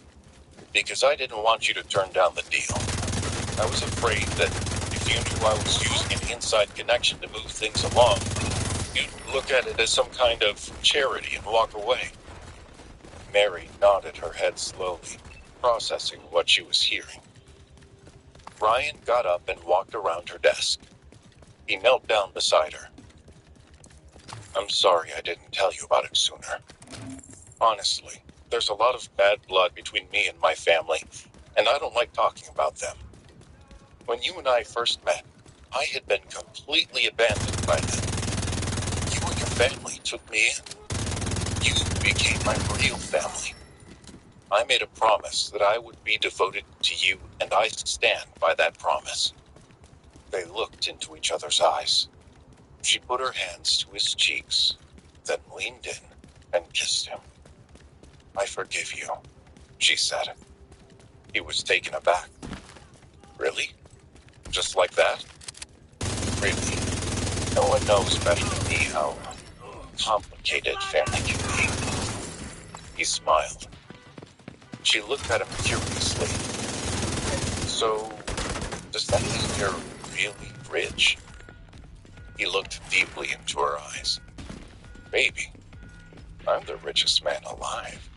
Oh my mom, man, he just been fucking around. Fucking stupid. Ryan and Mary drove home after a long day, looking forward to some peace and quiet. Then Mary's phone rang. Oh, no, she said, looking at the caller ID. It's my mother. Is she still upset that you didn't use my bogus affair as an excuse to divorce me? Probably. She tapped on the answer icon. Hello, Mother. You had a meeting with the new CEO of Barrington Enterprises? Martha said. Why didn't you tell me? Mother, it just happened today, and there was a lot going on. So, how did it go? It went great. They want to do business with us, and they're offering us a very fair deal. You didn't bring that meddling husband of yours along, did you? Mother, everything that good-for-nothing touches turns rotten. Mother, you're on speaker right now. Huh? Hi, Martha, Ryan said cheerfully. Well, give me a heads up next time, Martha said. Or don't. I don't care. He knows what I think of him. Yes, Mother, you have made your feelings abundantly clear. Anyway, I'm going to find Reinforcements en Mom route. and give him the good news. Goodbye, Mother. Incoming hostiles detected. Mary arrived home.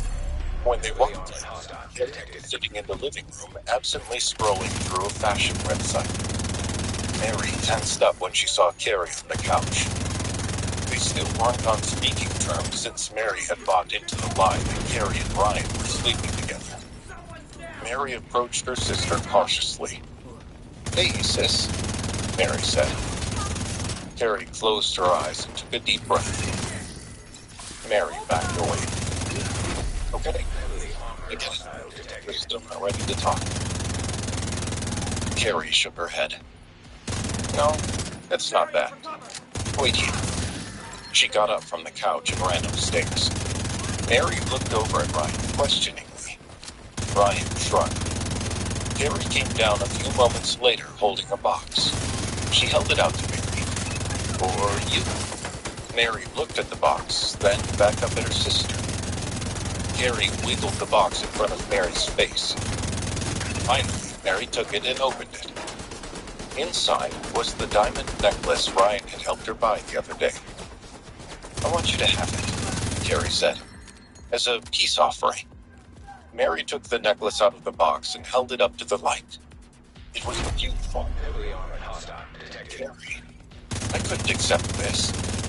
I want you to have it. I hate fighting with you. You're my big sister. I just want everything to go back to the way it was. Mary pulled Carrie toward her, and they hugged. Carrie, I'm so sorry.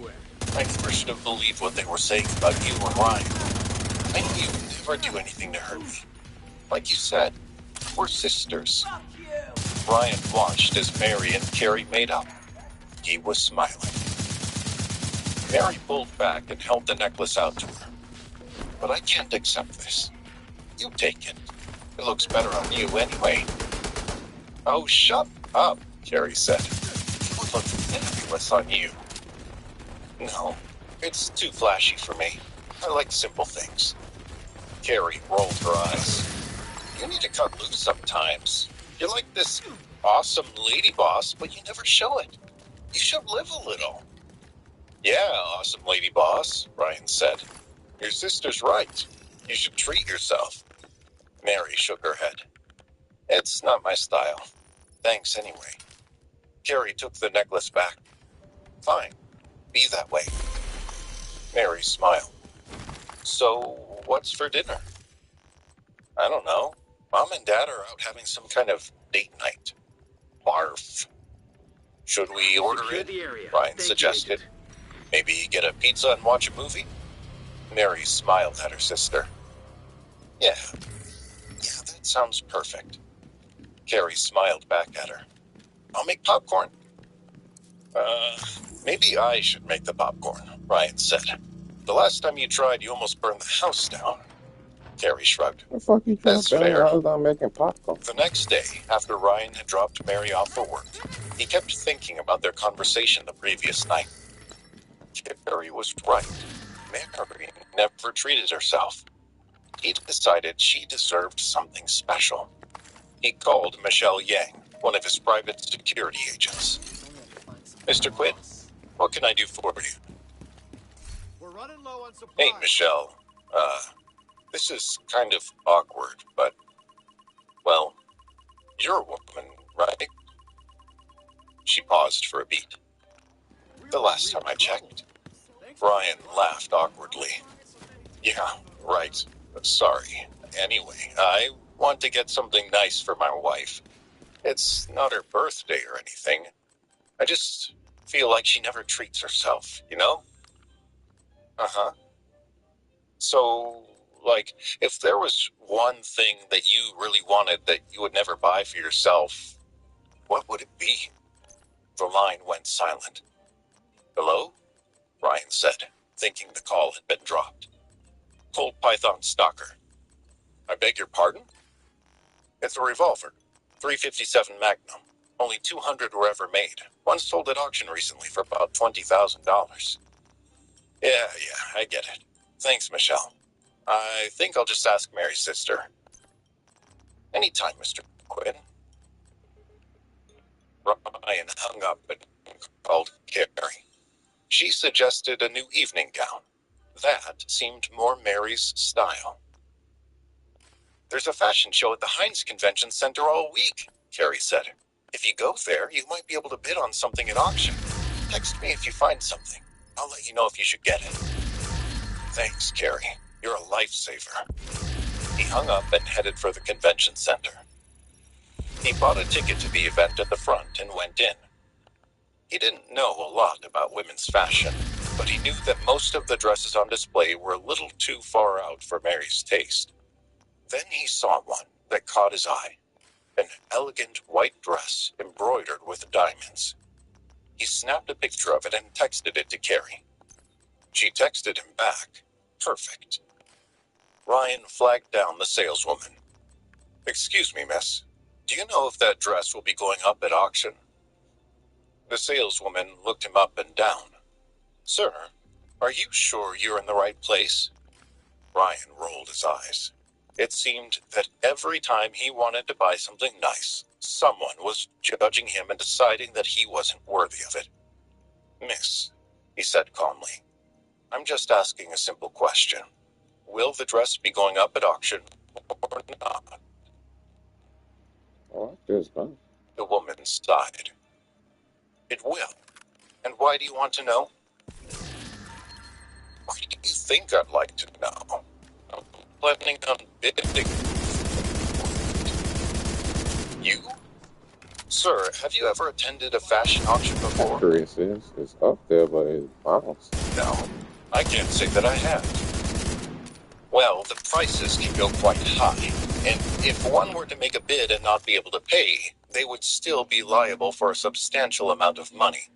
So think carefully before you get in over your head. Ryan glared at the saleswoman, his patience wearing thin. You know what? On second thought, I don't want to wait for an auction. I'd like to purchase the dress outright. Can I do that? The woman laughed.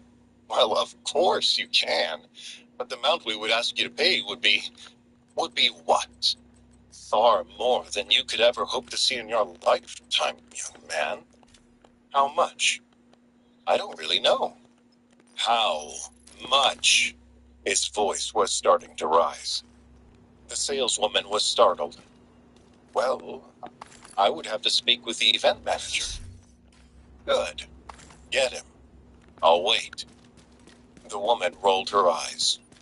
Oh, fine. Wait here. But I'm warning you, young man, the event manager is not someone who enjoys having his time wasted. Neither am I, which is why I'm done talking to you. He turned his back and pulled out his phone. Why, I never, the saleswoman said. She set off in search of her manager, shaking her head as she left.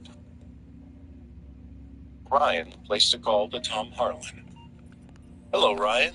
What can I do for you? Tom. Do we know anyone at the Heinz Convention Center? Anyone important? Of course. The Greek organization has participated in many events there. Good. I'm trying to purchase something at the fashion show they've got going on down here, and a couple of nobodies are standing in my way. I understand. I'll make a call and get this straightened out right away.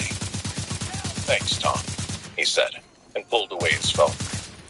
He stared at the white dress, thinking of how beautiful his wife would look in it. Don't worry. I'll get it for you. I'll get you anything you want.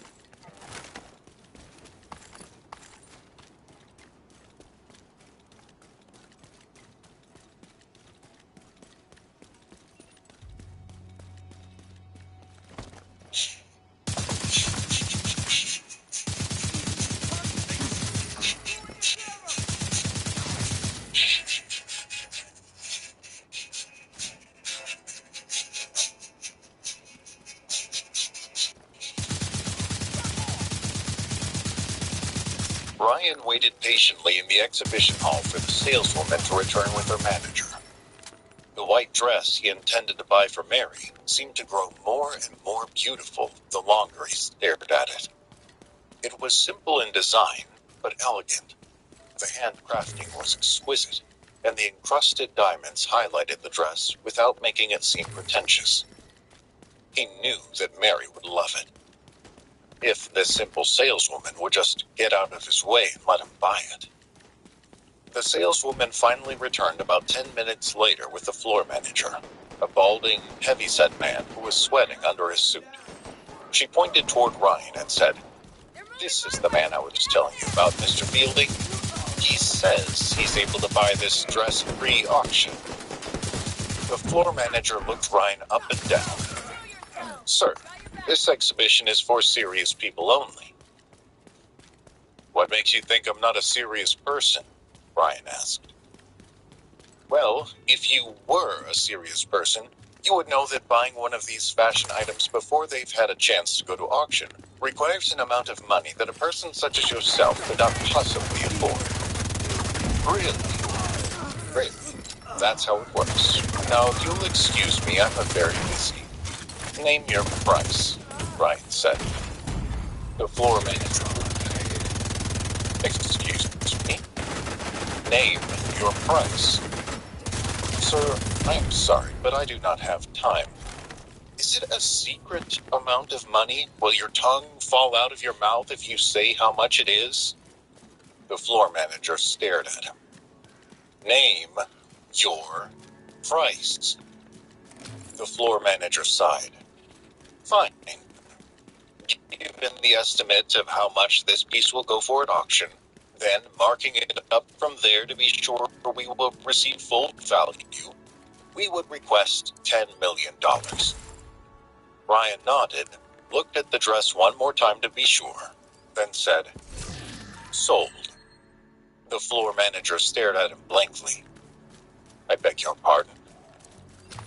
"Sold," Ryan said, taking out his bank card. "Sir," the floor manager said slowly, "this is not a game. I'm going to have to ask you to leave. I'll be happy to leave as soon as you've rung up my order and given me my dress." Ryan held the card out. "Last chance, sir. Either leave or I will be forced to call security." "And tell them what? There's a man here trying to give me $10 million?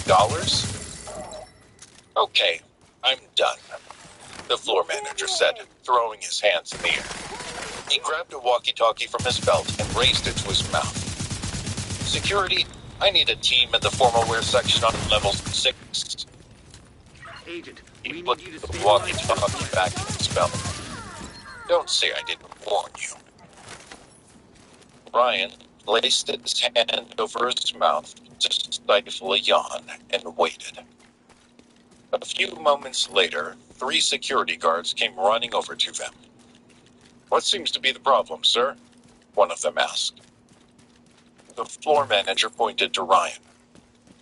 "This gentleman is being very disruptive to our event. I've asked him multiple times to leave, and he has refused. I would like for you to escort him from the building." All right, buddy, the lead security guard said to Ryan. You heard the man. Time to go. Ryan shook his head. Not gonna happen. And I'm not being disruptive. I'm just trying to buy my wife a nice dress. Why is this so hard? I don't care what you're trying to do. The man says you have to leave, then you have to leave. Lay one finger on me and you're the one who'll be leaving. Most likely in a stretcher. The security guard slowly pulled a nightstick out of his vest. Stood up a little straighter, ready to defend himself. At that moment, a slender man in a suit came running down the exhibition hall. Wait! Stop! He yelled. All eyes turned toward the man. The floor manager's back stiffened. Mr. Coleman, he said. What's going on? Coleman ignored the floor manager and the security guards and walked right up to Ryan. Mr. Quinn? He asked. Ryan nodded. Mr. Quinn, my name is Bert Coleman. I'm the executive director of the convention center. I just got off the phone with Mr. Harlan at Quinn Organization. Please, accept my most sincere apologies for this unfortunate misunderstanding. Ryan tilted his head at Coleman. Misunderstanding? What was so hard to understand about me? Coleman's face was turning white, and a flicker of panic crossed his eyes. The floor manager walked up beside him. Mr. Coleman, we've got this situation under control, sir. If you'll just allow me to... Shut up, Fielding, Coleman hissed. The floor manager took a step back, looking like someone had slapped him in the face. The three security guards stood uneasily. The head guard cautiously spoke up. Mr. Coleman, what would you like us to do here? Well, you can start by apologizing to Mr. Quinn. Apologizing? The guard asked, his face twisted up in confusion. Yes, apologizing. Now. The guard looked warily at Ryan and said, sir, I guess I'm sorry about the, misunderstanding, Ryan offered. The guard smiled weakly. Yeah, I guess. Ryan waved him away. No hard feelings. You may go now. The guard was more confused than happened, but he motioned to the other two guards, and they left as Ryan instructed them to. Now, Mr. Quinn, Coleman said, trying to regain his composure. What can we do to make this situation right? Well, you can start by letting me purchase this dress. Has a price been discussed? I quoted him a price of $10 million, Mr. Coleman, the floor manager said. Coleman's eyes shot wide open. $10 million? For such an esteemed guest? The floor manager stared at Coleman in disbelief. Sir? Never mind. Coleman turned back to Ryan. Considering all that's happened, Mr. Quinn, I would like to offer you the dress for the price of $5 million. Would that be acceptable to you? Ryan thought it over for a moment. No, I think the original price was fair. It's only money, after all. $1 million it is. Coleman practically bowed. Oh, Mr. Quinn, your generosity is too much. Too much. It's nothing, Mr. Coleman. I appreciate you make things right. Coleman glanced at his employees. Speaking of making things right, what would you like me to do about them? The saleswoman and the floor manager looked at each other uneasily. Ryan tilted his head and regarded them for a beat. Say the word and I'll have them both let go, Coleman said. The saleswoman put her hands to her mouth and gasped. The floor manager grabbed Coleman's jacket sleeve. Mr. Coleman, sir, please, I had no idea who this gentleman was. That's exactly the point, isn't it? Coleman said. The manager removed his hand immediately. You made an assumption about this man and treated him rudely. I thought I was protecting the event. I was trying to help. Ryan stared at the scene in enjoying watching this man who had treated him so poorly beg for his job. Coleman looked over to Ryan and raised his eyebrows. Mr. Quinn gave it a beat, then said, "Forget about it. Water under the bridge." The floor manager walked over to him and grasped his hand. "Oh, thank you, sir. Thank you. I can't tell you how much I appreciate this."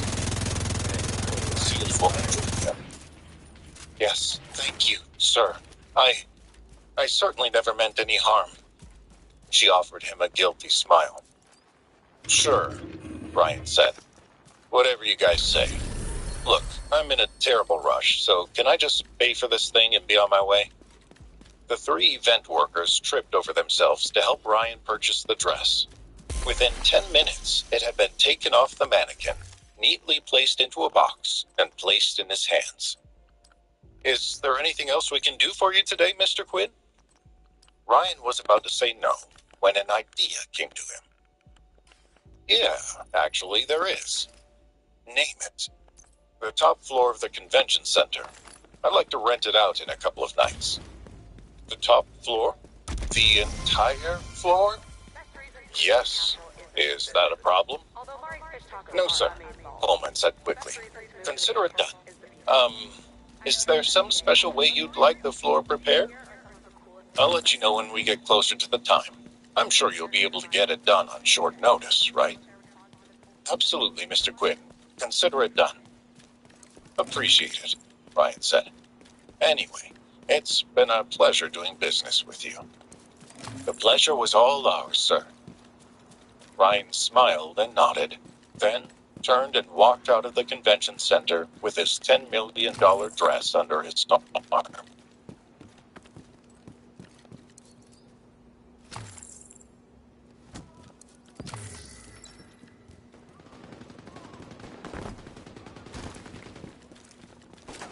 Ryan was making breakfast for his wife, Mary, when his sister-in-law, Carrie, came bursting into the kitchen. Carrie sat down next to her sister and held her phone out for her to see. "OMG, did you hear what happened at the fashion exhibition last night?" Carrie asked. "There's a fashion exhibition going on?" Mary asked. Carrie rolled her eyes. Duh. It's only like the biggest fashion event of the year. Don't you pay attention to, anything?" "Guess not," Mary said as she casually sipped her coffee. "Whatever. Anyway, some guy came in and bought a Pablo Donovan for $10 million. Mary started to open her mouth when Carrie cut her off. "If you say you don't know who Pablo Donovan is, I'm going to punch you." "Well, I don't?" Ryan laughed to himself. Carrie stared at her sister like she had 3 heads. "Mary, Pablo Donovan is like the hottest fashion designer in the world right now. His evening gowns are worn by all the most famous and powerful women on the planet. I'm talking movie stars, pop stars, royalty, for goodness sake. How could you not know that?" Mary shrugged. "I have a business to run. I don't have time to keep up with this stuff." "Oh, Mary, Mary, Mary," Carrie said, shaking her head. "So, $10 million? That sounds like a lot for a dress." "It is. They're saying it probably would have only gone for half that at auction, so somebody must have really wanted it." Carrie stared into her phone. "Oh, I would kill to own that dress." With his back turned to the 2 women, Ryan was starting to sweat. When he'd bought the dress the day before, he hadn't expected it to be some newsworthy event. He just wanted his wife to have something beautiful. Now, people were talking. "And then," Carrie continued, "the mysterious buyer rented out the entire top floor of the convention center. Can you imagine being able to do something like that?" "Not really. What about you, Ryan?" Ryan kept his back turned and answered, "Not me. That's a different kind of life." Carrie sighed, got up from the table, and left the kitchen. "What time is your meeting with the people from Barrington?" Ryan asked Mary. 10 o'clock. They're sending people to our offices to sign the agreement that will make our deal official. At which time, CLM Financial will be in the strongest position it's ever been in. And it's all due to my brilliant wife. Ryan set Mary's breakfast down in front of her and kissed her on the cheek. "Congratulations, honey. I'm proud of you." Mary blushed. Ryan drove her into the city that morning and took her up to her office. When they walked into the lobby, Winston Barrington, president and owner of Barrington Enterprises, was waiting for them. "Mr. Barrington," Mary said, "this is a surprise. I didn't expect you to be here today." Barrington shook hands with her. "I wanted to be here personally to sign this deal. Considering all the trouble my two former CEOs put you through, I thought at least I did." Barrington shook hands with Ryan. "Good to see you again, Ryan." "You too, Mr. Barrington," Ryan said. "Oh, please, call me Winston, both of you. Shall we get on to business?" Mary invited Barrington to her office, where they signed the contracts.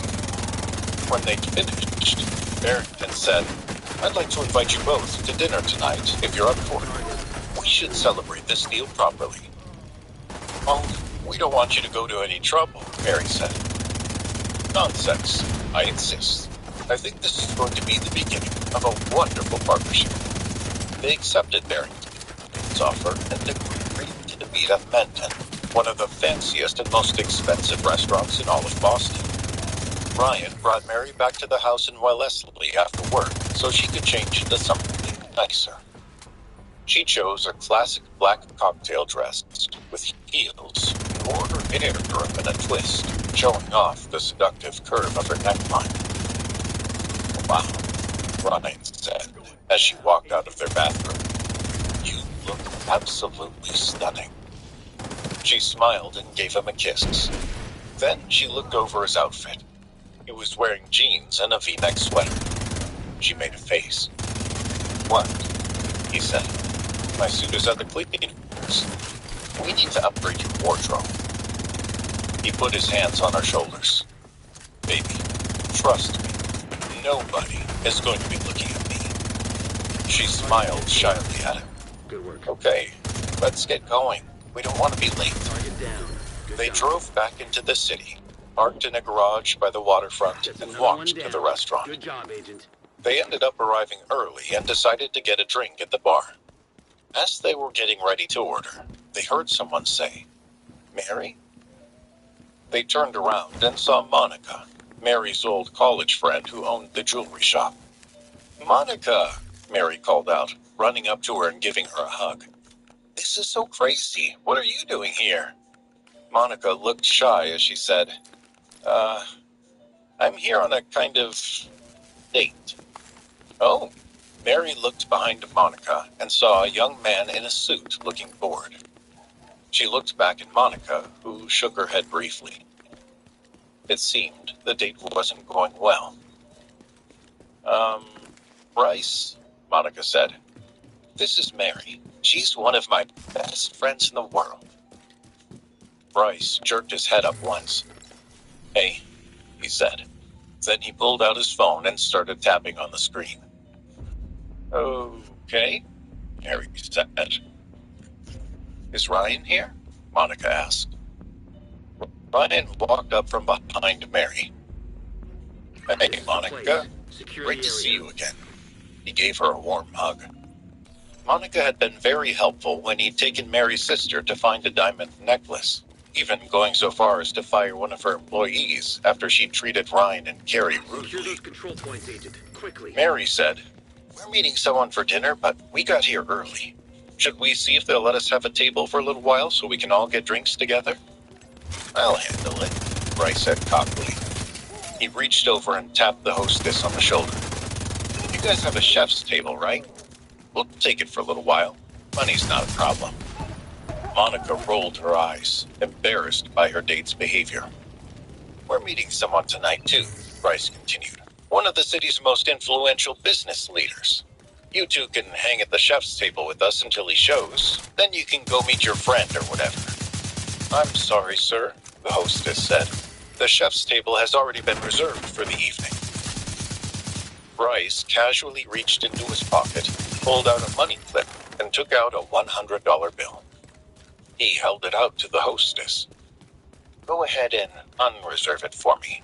What do you say? It's not a question of money, sir, but I'm happy to seat you at the table you reserved. We can add 2 extra seats for your guests. Bryce's face turned noticeably red, embarrassed at having his attempt to look like a big shot go down in flames. The hostess led them to the table. Ryan could feel Bryce staring at him as they walked, judging his outfit. He could already tell where this night was heading. They sat down, and Bryce immediately asked the hostess to bring out a bottle of Dom Perignon. The 2013, he called out as she was walking away. I hear the 2013 Dom Perignon is peaking. He made sure everyone in the restaurant could hear. So, how did you two meet? Mary asked. Dating app, Monica said flatly. Bryce stretched out in his seat. Not usually my thing. I mean, getting girls isn't exactly a problem for me, if you know what I mean. Mary nodded politely. Uh-huh, I see. And what do you do, Bryce? Finance, Bryce answered. Ryan smiled to himself. He had guessed the answer before Bryce ever opened his mouth. Bryce caught Ryan's attention. How about you, Chief? What line of work are you in? Ryan shrugged. Not much these days. Supporting my wife while she runs her branch of the family business. Bryce laughed. Supporting your wife? What does that mean? What, do you, like, cook and clean and do the laundry or something? Yeah, exactly like that. Bryce laughed even harder. Really? Oh, man, that is hilarious. You're like a gigolo or something. His whole body tensed up. Bryce, these are my good friends and you are being rude. I'm not being rude. I just think... Bryce, Monica snapped. Drop it, or this date is over. Whoa. Easy, Tiger. I'm just having a little fun with my new friend. He clapped a hand on Ryan's shoulder. No hard feelings, right, pal? Ryan looked directly into Bryce's eyes. On the surface, underneath, he was thinking of 17 different ways he could break Bryce's hand. No hard feelings at all, Bryce. No hard feelings at all.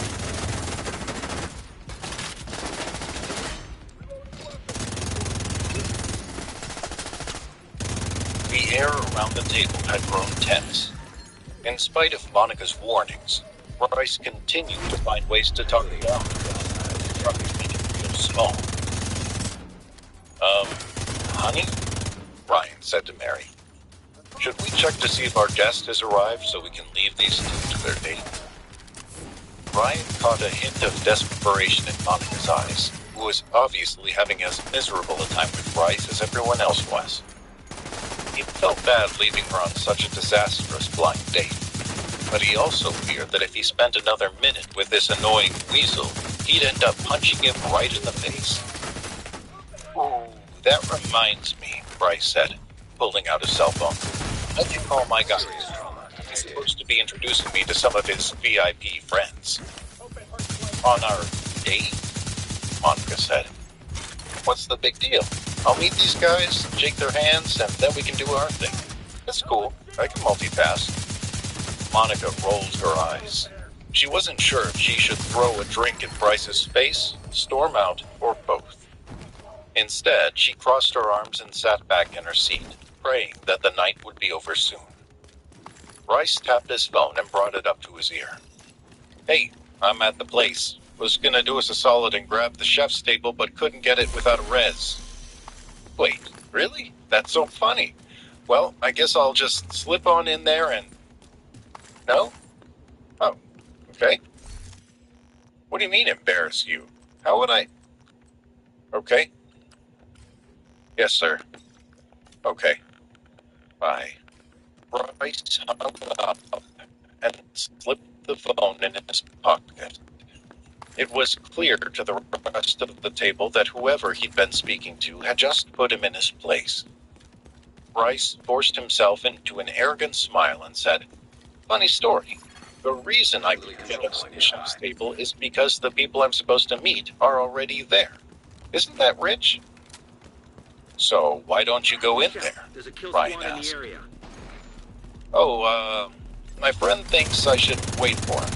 You know, walk in together so he can seem more legit." "Really? So what was all that talk about you embarrassing him?" "What?" Bryce said, sweat forming on his forehead. "Oh, that? Ha, yeah, that's a little inside joke we have going on. You know what I mean?" "Yes, Bryce. I think I do know what you mean." Bryce nervously took a sip of his water, then nearly spat it out as he saw someone approach the table. "Uncle Winston," he called out. Everyone at the table turned to see Winston Barrington, president and owner of Barrington Enterprises. Bryce got to his feet and walked around the table to greet Barrington. Barrington ignored him. Squad down. "Mary? Ryan?" Barrington said. "How do you know my nephew?" Bryce stopped in his tracks. "Wait, Uncle, you know these two?" "Yes, I do. I'm going to do business with them.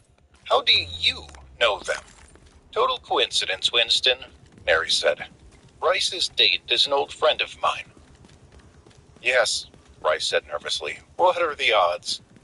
Ryan smirked at Bryce as he said, "So, the hotshot VIP you were supposed to meet is the same person Mary and I were meeting? How interesting." Bryce stared at Ryan, looking confused and nervous. What the fuck that mean? "It is interesting. Buddy, has my nephew been behaving himself?" Barrington asked. "He's a good kid, but he has a tendency to run off at the mouth sometimes." I don't "Oh, be in I that have shit. thoroughly enjoyed getting to know him. He is quite the personality," Ryan said. Bryce's face turned white. Panic set in as Bryce worried that Ryan might tell his uncle about their conversation. Barrington clapped his hands together. "Well, I hate to break up this reunion, but I've reserved Come the chef's on, table, man. and there are several people already waiting that I'd like for Ryan and Mary to meet. Bryce, I'll come get you when I'm ready for you to come in and say hi." Bryce lowered his head. "Yes, Uncle." Mary said to Barrington, "You know, I would love the chance to catch up with my old friend Monica. Maybe the two gentlemen could join you at the chef's table, and I'll come say hi later." That shit's Are you sure? annoying. Barrington asked. "I arranged There this you go. so you could rub elbows with some VIPs in the business community."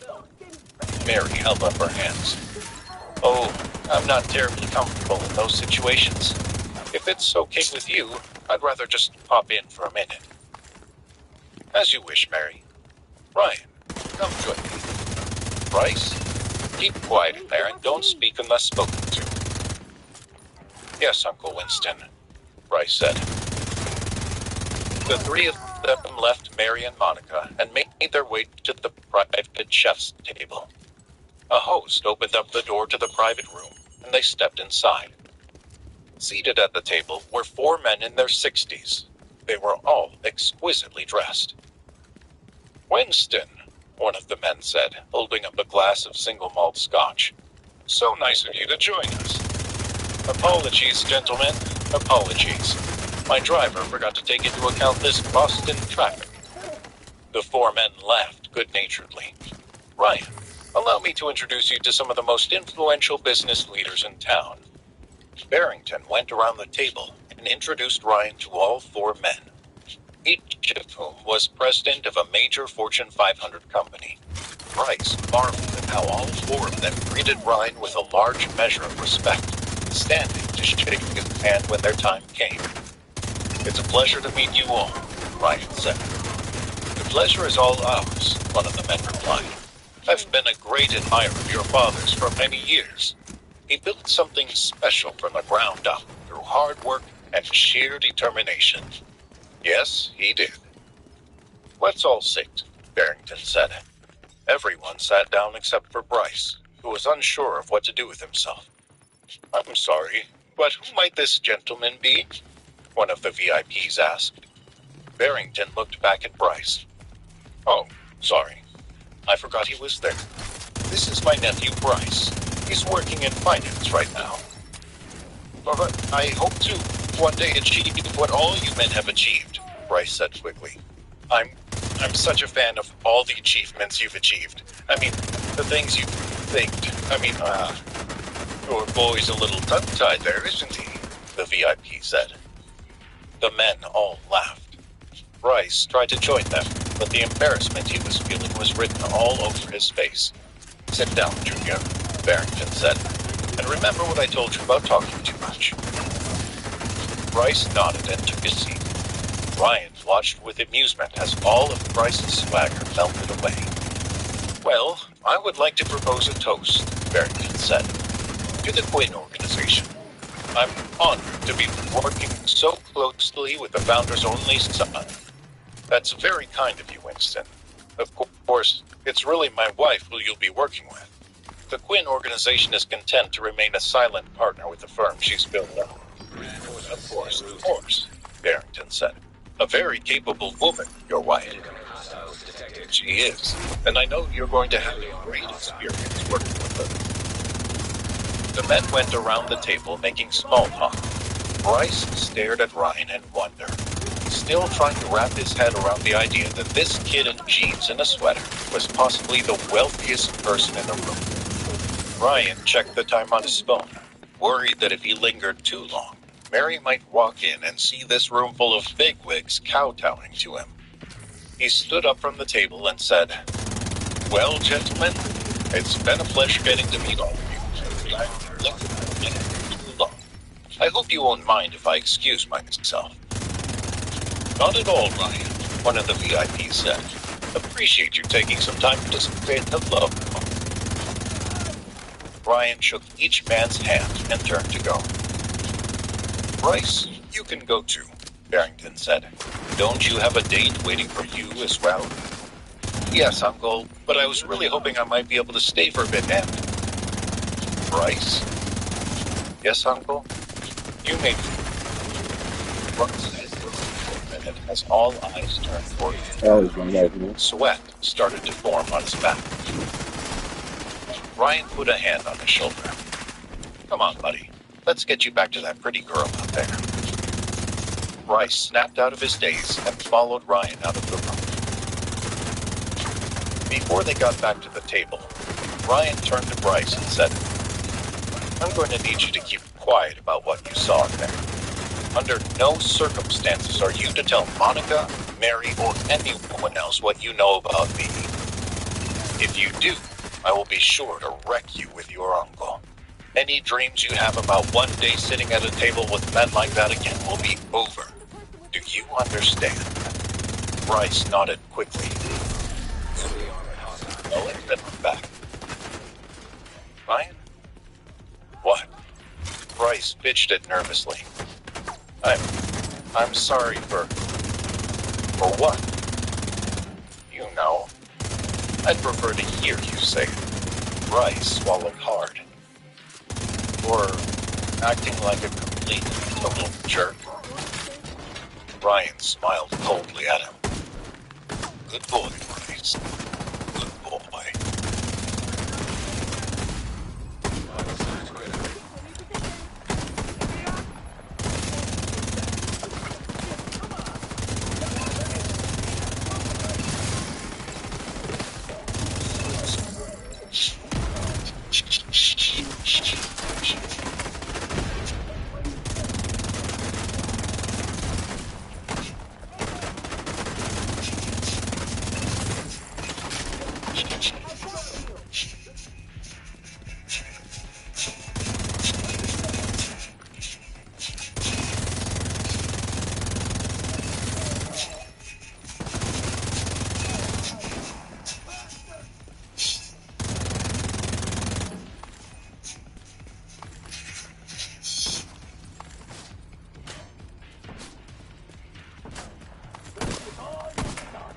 Ryan walked into Monica Kling's jewelry store and asked the saleswoman if Monica was in.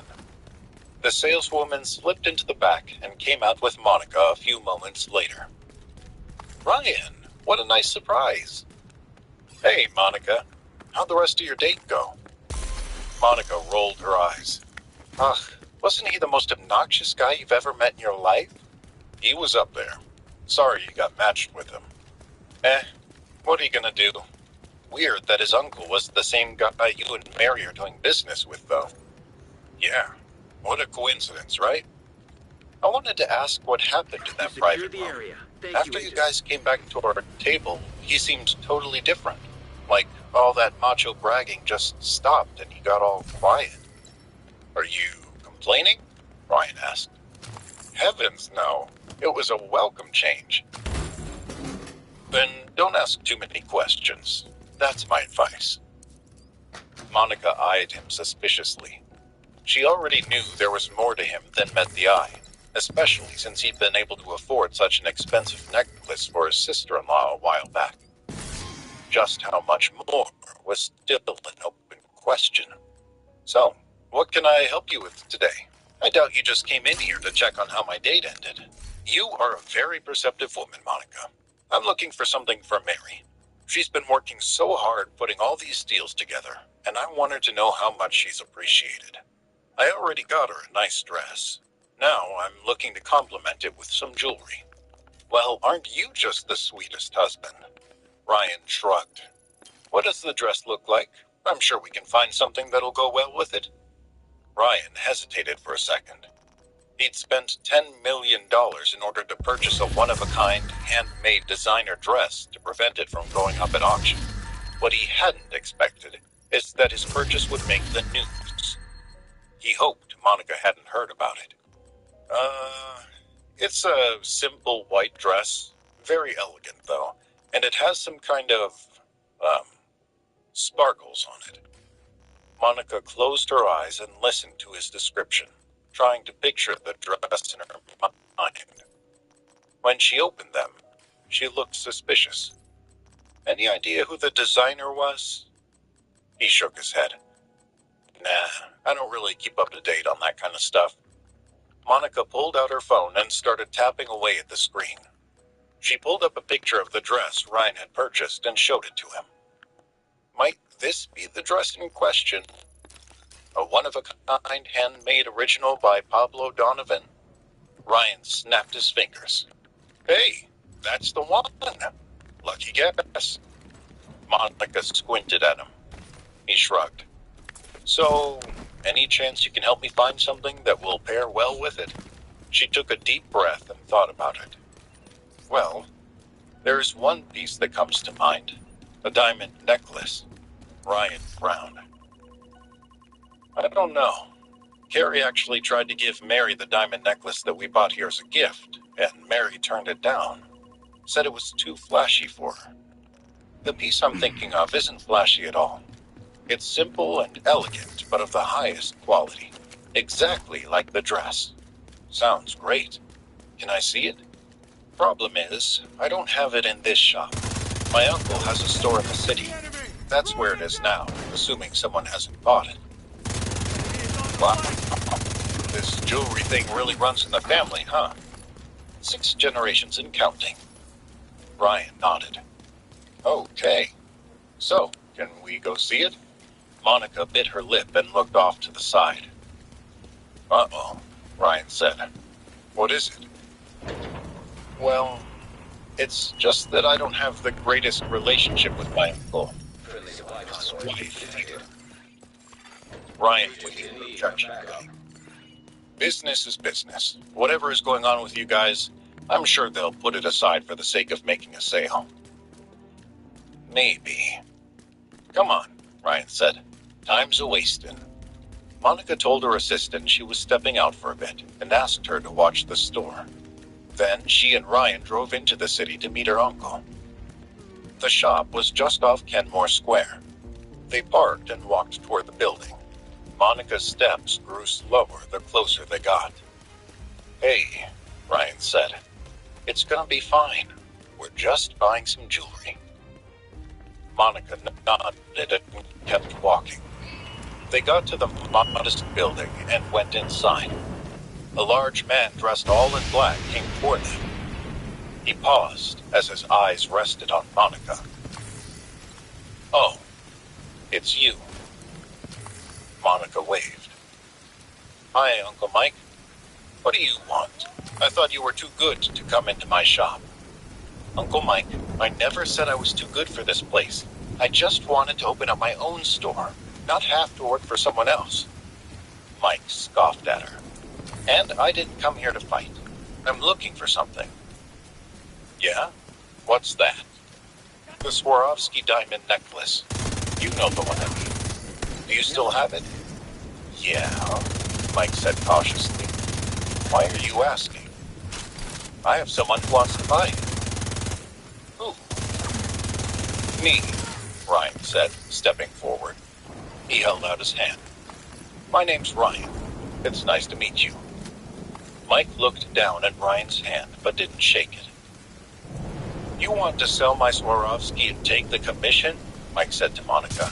"You're crazy." "I didn't say I wanted to sell it," Monica said. "The sale is yours. I'm just helping a friend." Mike looked Ryan up and down. "Yeah, I don't think so. That piece is going to be way out of this guy's price range." Ryan rolled his eyes. "Here we go again," he said. "What's that supposed to mean?" "It means I've dealt with small-minded people like you before. You make judgments about others based on the way they look. But the truth is, you don't know anything about those people." Mike waved him off dismissively. "Whatever, pal. Look, I've been in this business a long time. I know a serious buyer when I see one, and I ain't seeing one when I look at you. Now scram."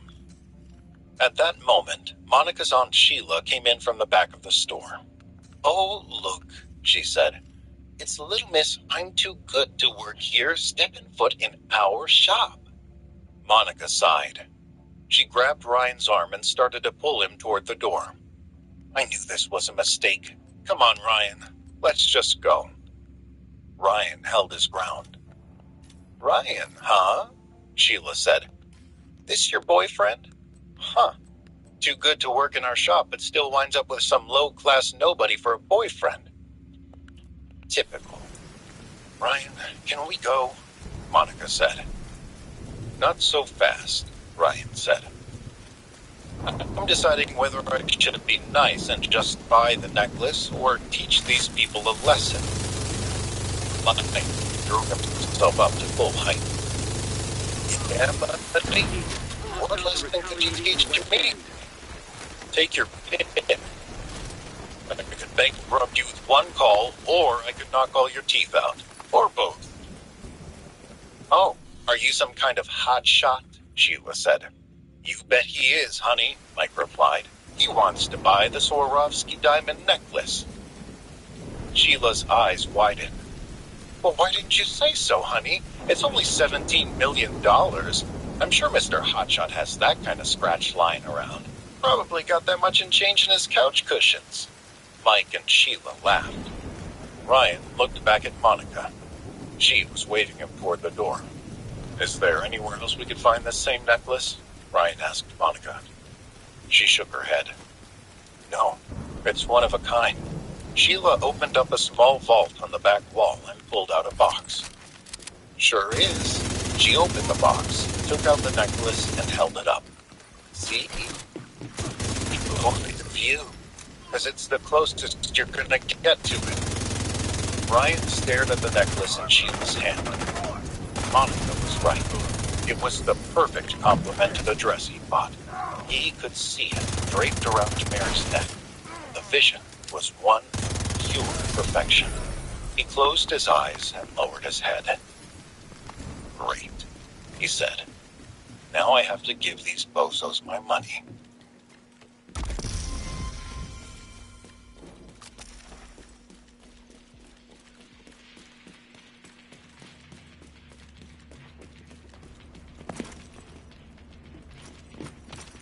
Monica's Uncle Mike and Aunt Sheila watched with their mouths hanging open as Ryan's $17 million purchase was approved. Oh, what? How? Mike said. Ryan shrugged.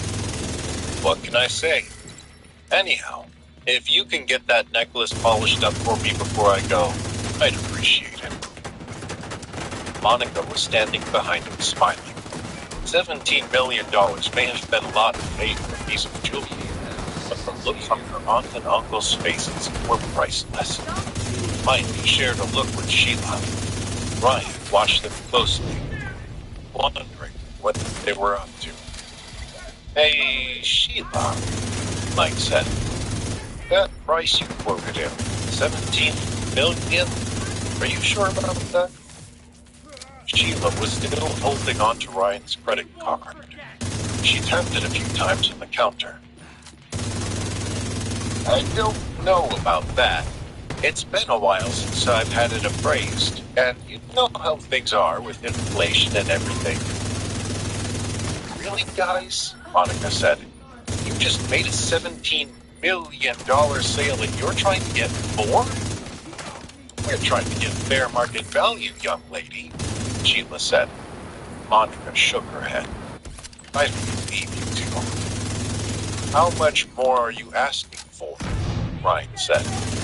Mike scratched his head. Well, I'm not exactly sure. I think the last time the necklace was appraised was 5 years ago. Since then, there have been huge price increases in the diamond market. How much more? Well, a rough estimate would put it at 50% markup, so $8.5 million? Monica said. That's insane. That's the market, Mike said. Ryan smiled and let out a short chuckle. Not a chance, Mike. I've already paid the agreed upon price. Just give me the necklace and I'll be on my way. But it wasn't the real price, Sheila said. You're trying to extort us.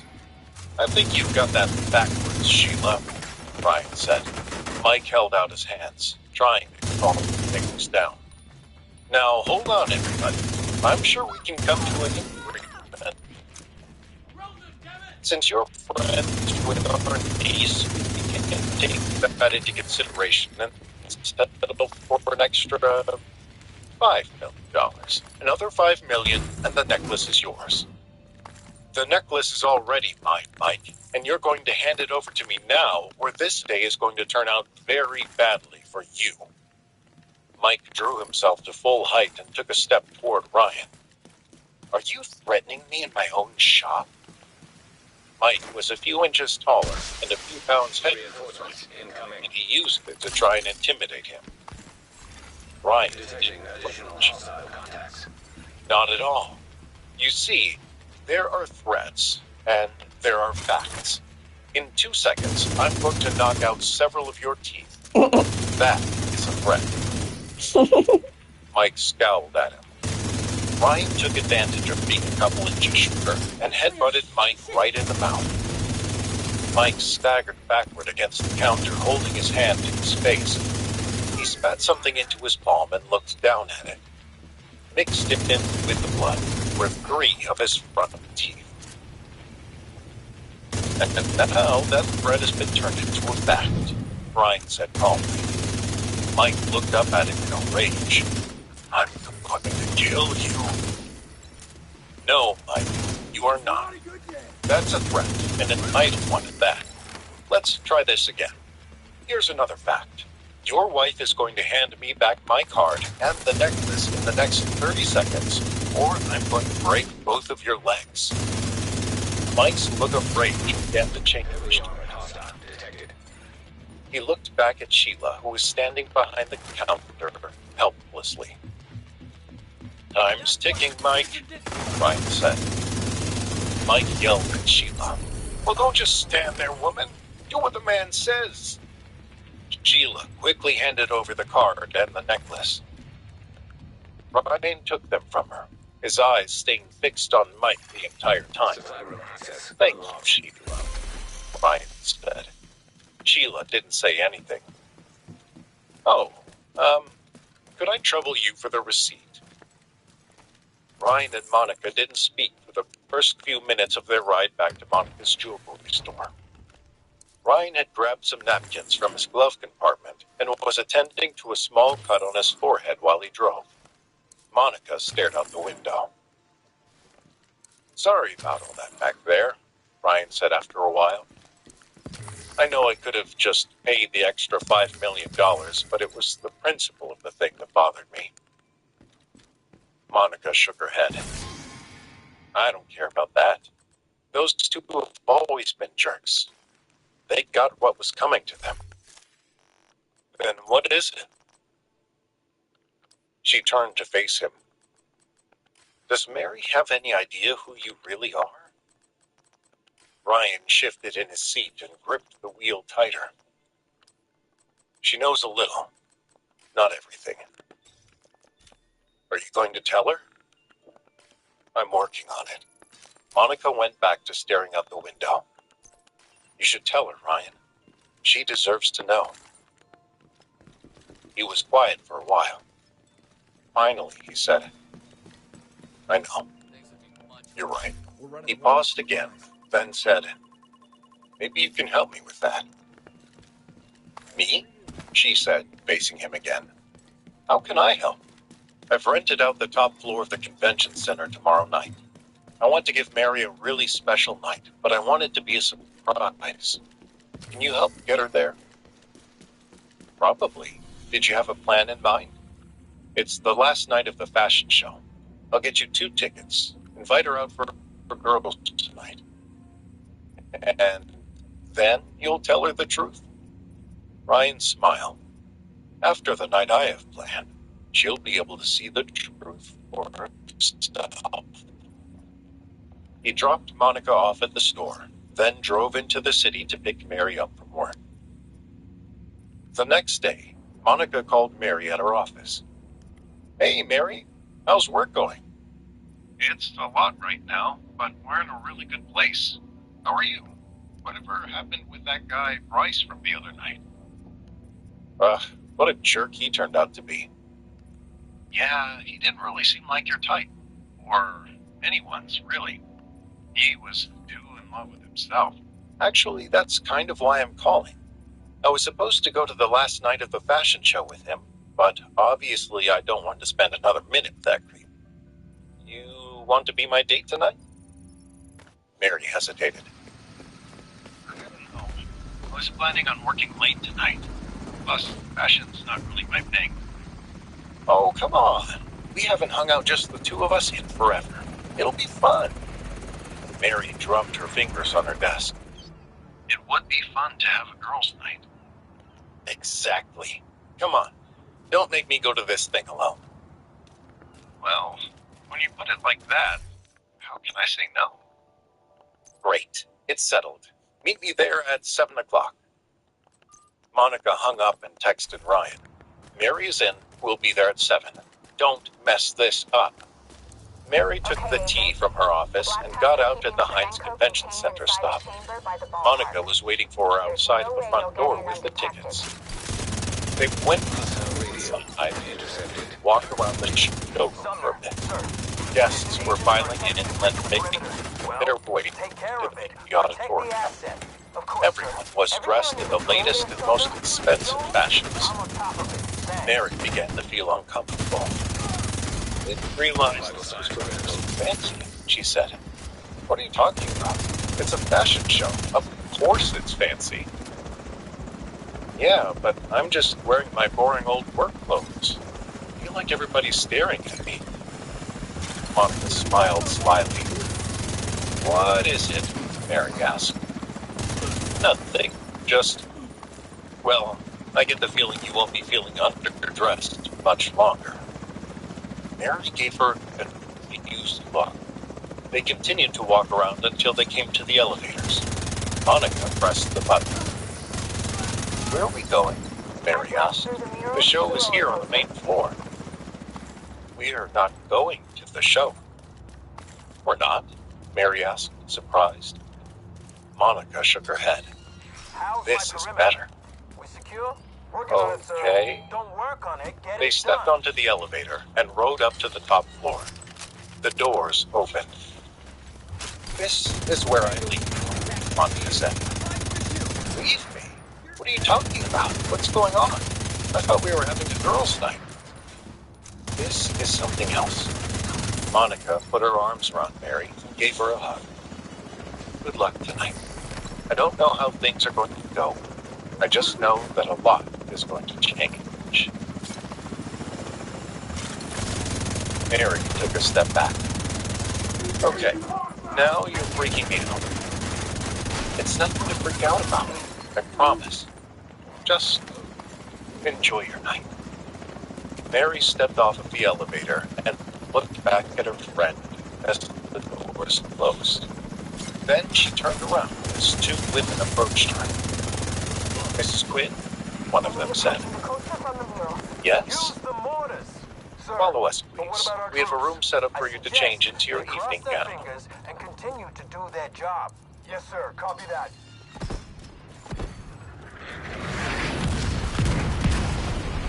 Orders are coming from a mobile unit near the shoreline south of your position. Mary was led to a private dressing room on the top floor of the Heinz Convention Center. She had no idea what was happening. In the back of her mind, she felt that Ryan had to be responsible for all of it, but she couldn't imagine how. The entire floor seemed to be empty, except for Mary and the two women who were helping her. One of the women opened the door to a dressing room and said, "Your evening gown is hanging on the rack. Let us know when you're ready. We'll help you with hair and makeup." "Ready for what?"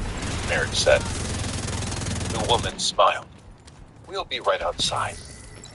She closed the door and gave Mary her privacy. Mary turned and saw the dress hanging on the rack. Her eyes grew wide.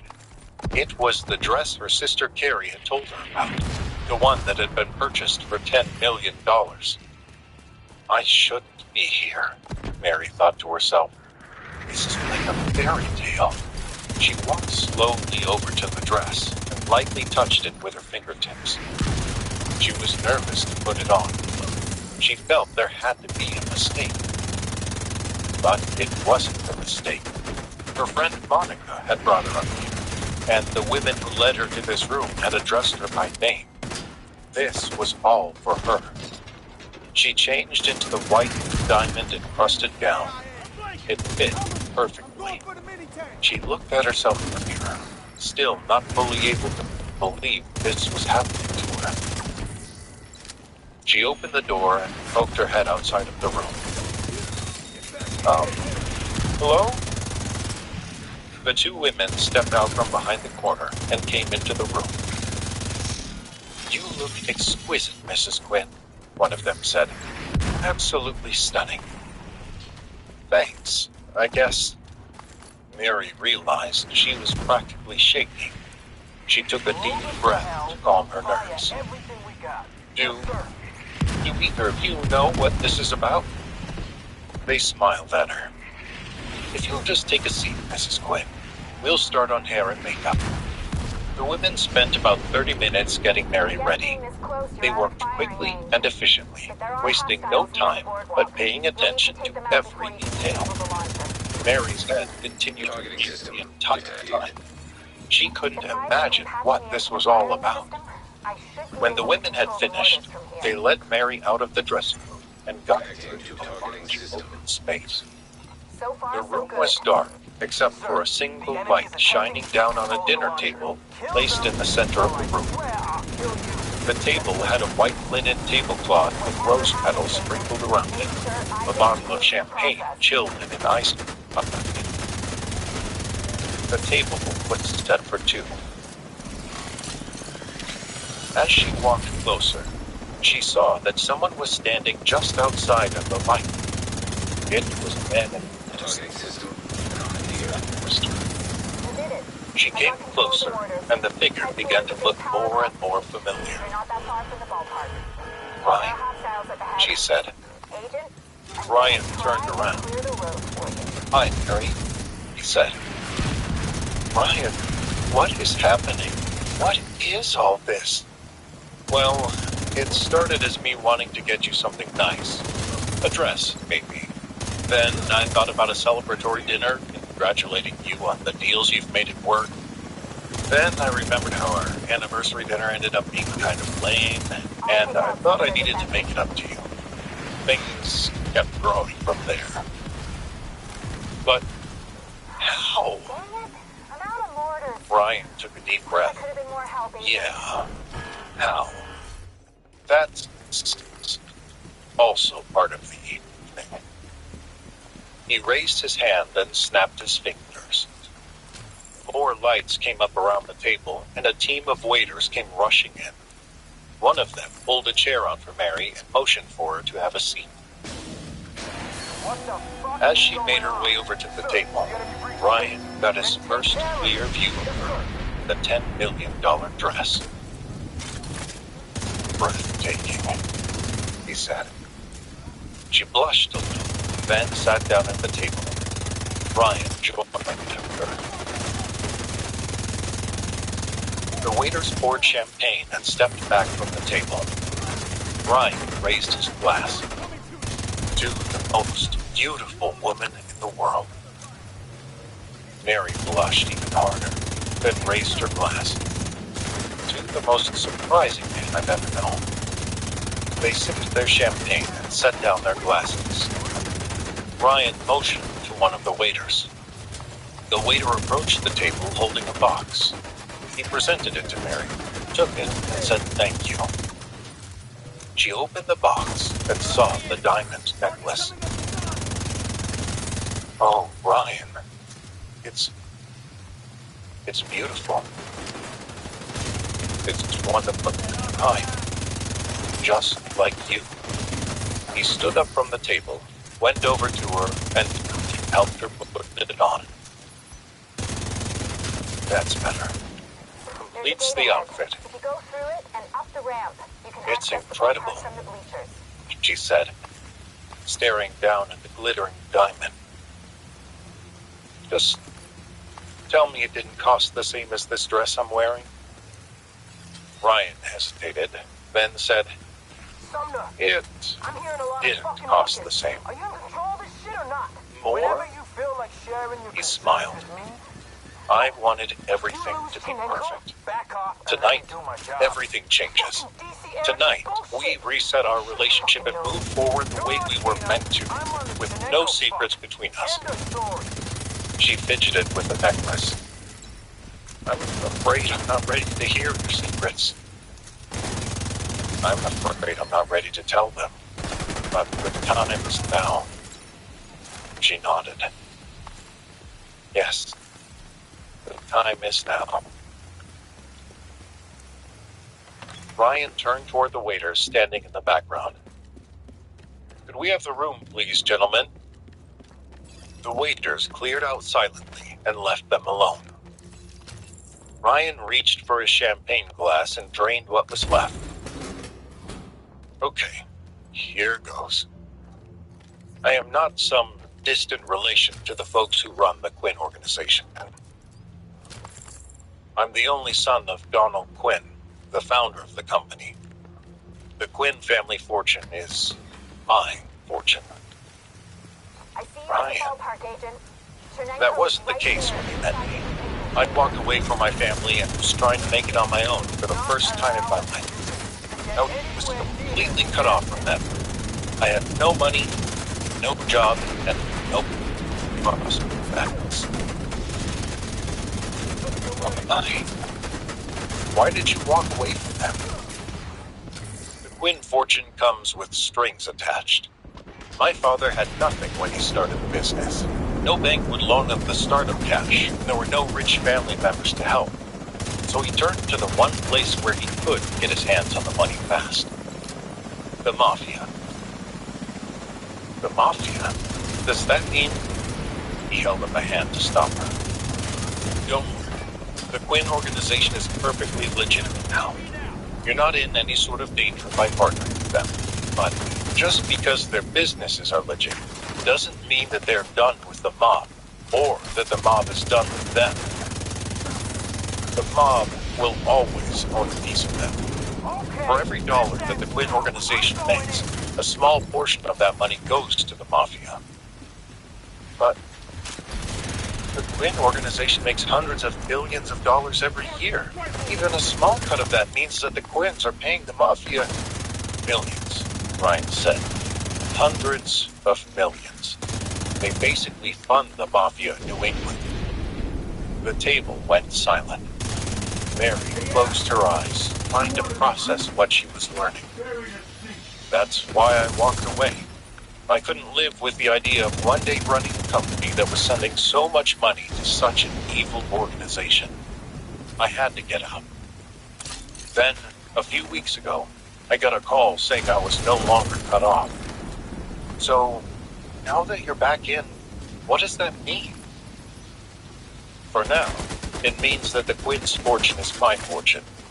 An evening like this, the dress, the necklace, a private dinner on the top floor of a Boston landmark, it's nothing to me. It's pocket change. Mary felt like the air had been taken out of her lungs. She took a moment to catch her breath. Ryan leaned forward. But I don't want it. At least, I don't want the baggage that comes with it. If I go all the way back in, then I'm like an ATM for the Mafia. So right now, I just want to use some of this money. Use it to do what? Sumner. To build you up. Sumner. To build your family's business up.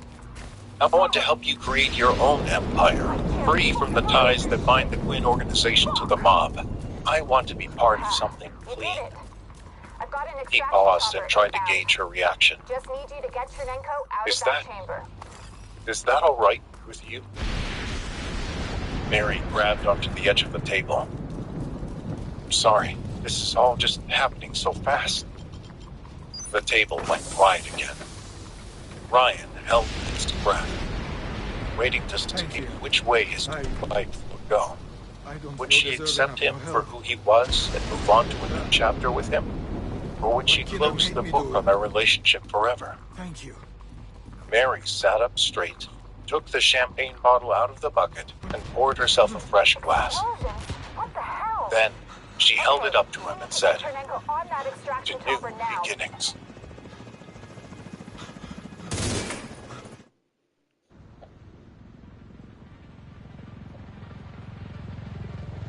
Chernenko secured.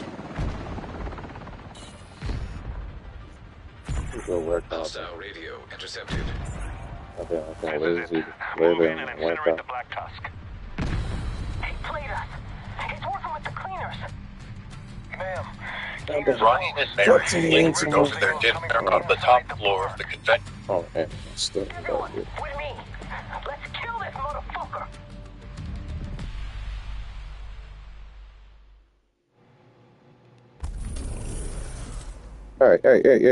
Hey. Oh. I could have locked my ass up in there. I was supposed to say. But I do not want to be the president.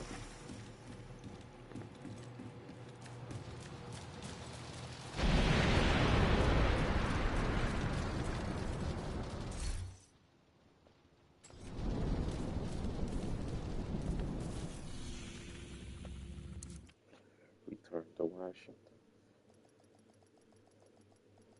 What time is this? Oh, it's after 5. Fuck, I gotta go.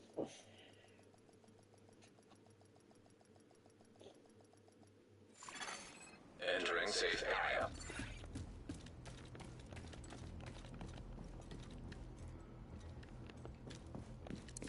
Greetings. Man, I was watching a video last night.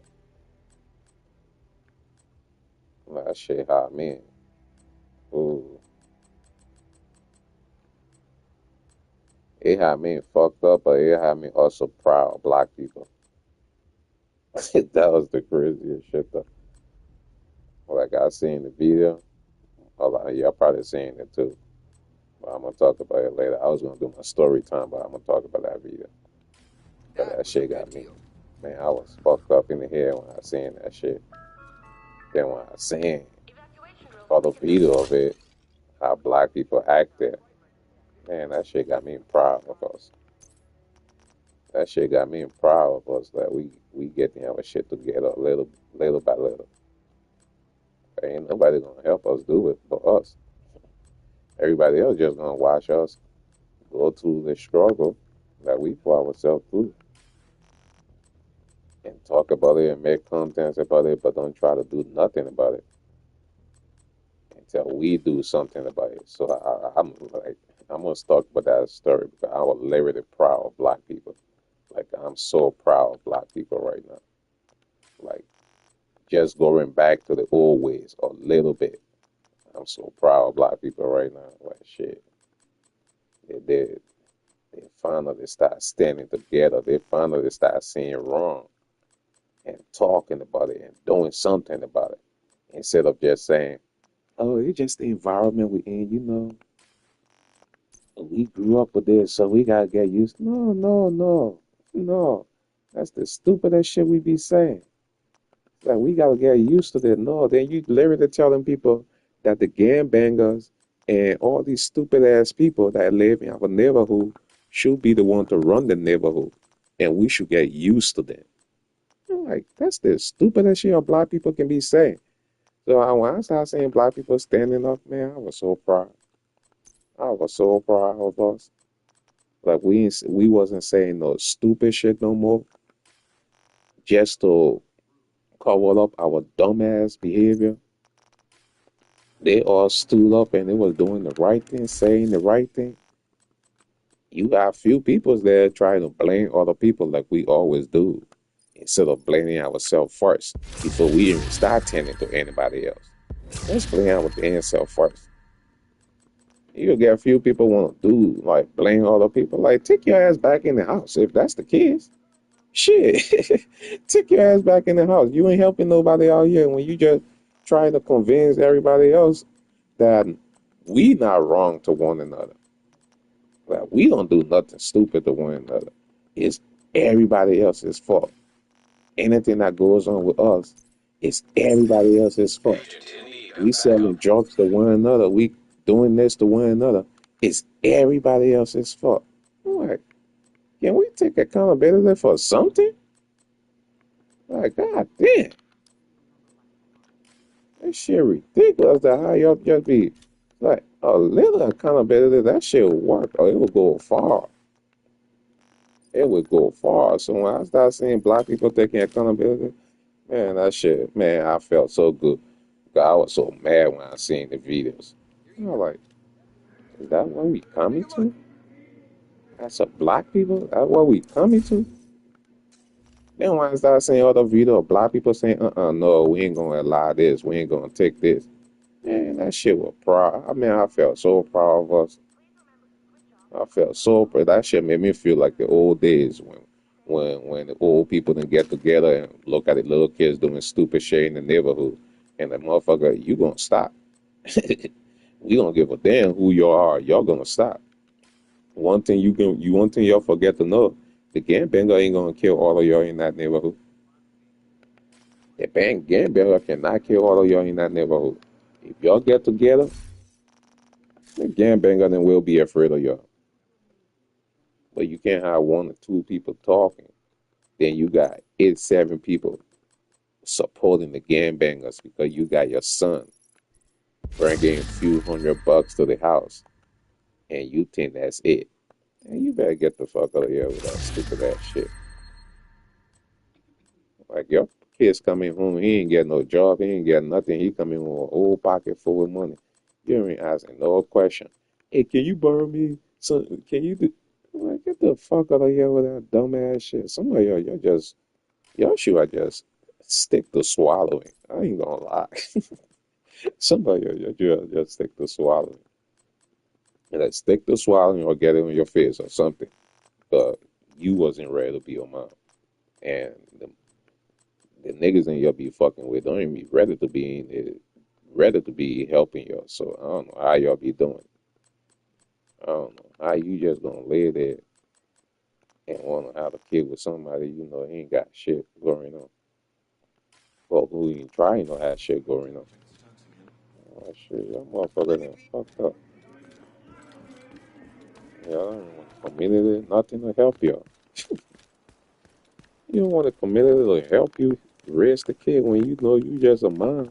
You're not gonna be around 24/7. You don't want a community helping you. Y'all niggas dumb as hell. Well, that shit, I felt proud. I ain't gonna lie. I felt pride seeing it. I just want to see what he wearing or what she wearing. I felt pride, man, seeing black people do shit like that. And I hope we keep it up. I hope it don't be the it don't just be a one time thing and that's it. I hope black people keep it up. I hope black people keep caring for one another. Ain't nobody gonna care about us first until we start doing it. It always the kids. You gotta show. You gotta show me before I show you. You can't tell me to like y'all, to like us. Like people should like our race, and we don't like our own damn race. I'm like shit, motherfucker gonna be afraid of you. Need help crafting something? No, what can I get? I need a blueprint. I'll catch you later. Yeah, man, that shit was cool though. I ain't gonna lie. I was proud of us, man, seeing us do that shit. Seeing black people come together like that, man, that's some beautiful ass shit. It doesn't matter what we come together for, man. I don't give a fuck sometimes. I'm just that type of way. I don't give a fuck sometimes. It can be the badass shit. I just want to see black people come together for once. Y'all can, so long y'all come together for once. If it's the badass shit, we come together saying, oh, we gonna go beat this motherfucker in the ass. We don't give a damn. I just want to see black people come together for once. And when I seen black people come together against what black people doing to one another, man, that shit feels, man. I got my Christmas present and my New Year gift, everything right there. Fuck everything else that's gonna come after that. That was my New Year present and my New Year's gift right there. Seeing black people do shit like that, I was so proud. Man. I'm like, man, that's what's up. I just hope we keep it up. That's what I hope it up. We keep it up. We just stick to that, caring about one another. You know, we always gonna get one bad apple, or two bad apple, or three bad apple. But shit, so long we get a lot of apples, that good. You can always throw that one or two away. You ain't gotta keep it. Happy that worked out. You can always throw it away. But yeah, man, I'm gonna go get ready for work. I'm gonna go get ready for work out there. But I appreciate everybody watching. I appreciate everybody out taking the time off the day and watching me do the game, play the game. And I gotta go stretch and work out a little bit. Then I'm gonna jump online again, just do our regular routine, our story time and stuff like that. But like I said today, the story time will just switch it to something else. So shout out to everybody who comes and watch the video, subscribe to the channel, like the video. I appreciate everything you guys do for the channel. I hope you guys have a blessed day. Time out. If I don't see you later on, I hope you have a blessed day. I hope you enjoy yourself. I hope you got everything that you're asking for, man. All the good things you're asking for you in your life, I hope God lead you that path. And you go look for it. And that way, everybody stay blessed. Enjoy yourself. Enjoy your day. And there's more blessing to come for everybody, man. Peace out. What?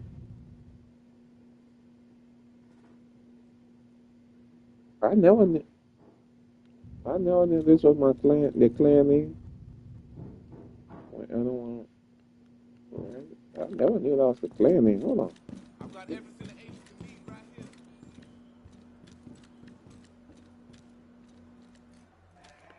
That is the clan name. Oh.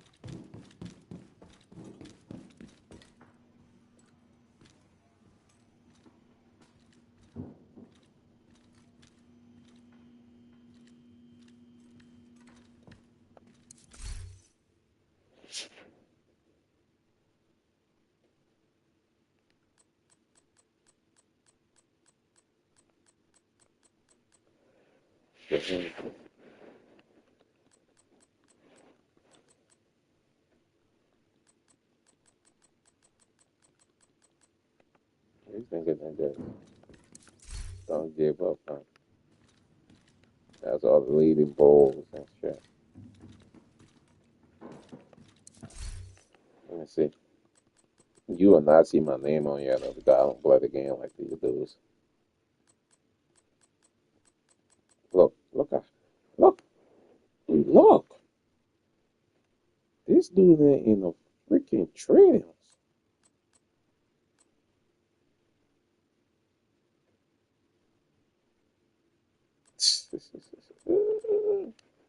Hell no. I can't even get close. I play different games. I don't just play one game. Anyway, man, I'm out. What the heck is it?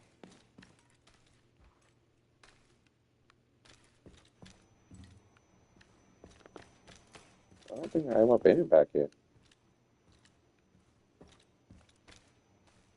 I don't think I ever been back here. Either they just open it or I never been back here. Let me see. Yeah, I've been here. I've been this way before.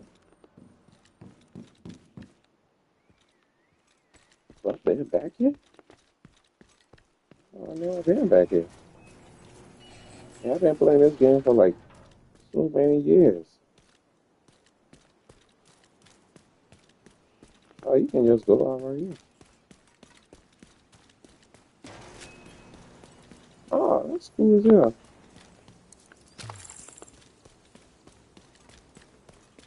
Hey, man.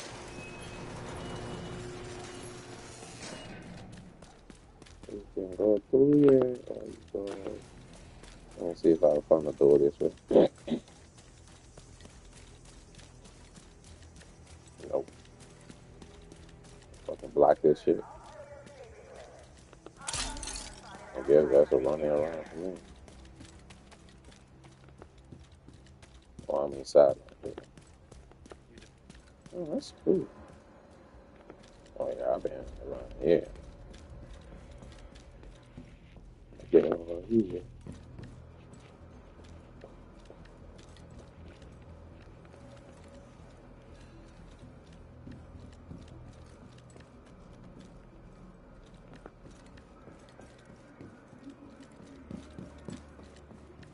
What's up, Mary?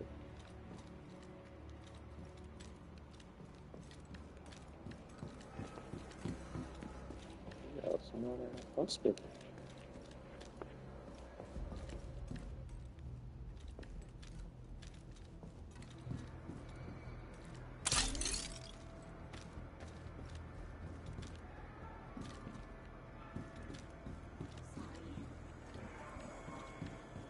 I know the room in the White House is not this small. Stop lying. Ain't no way the real room in the White House gonna be that small.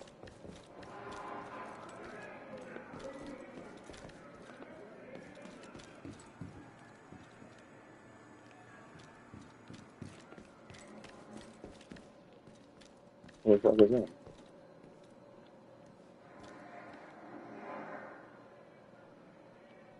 I don't know who that is, but they're disrespecting him though. Damn. Order in the flesh. You know?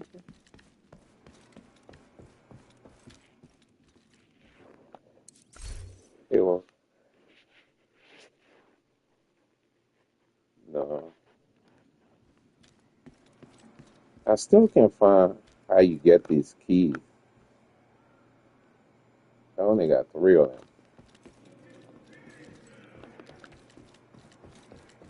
I don't like to go on the internet and figure shit out how to do it. I'd rather just run around until I do it. But I don't know. I can't find the key for that. I need a couple more keys. Hey, brother.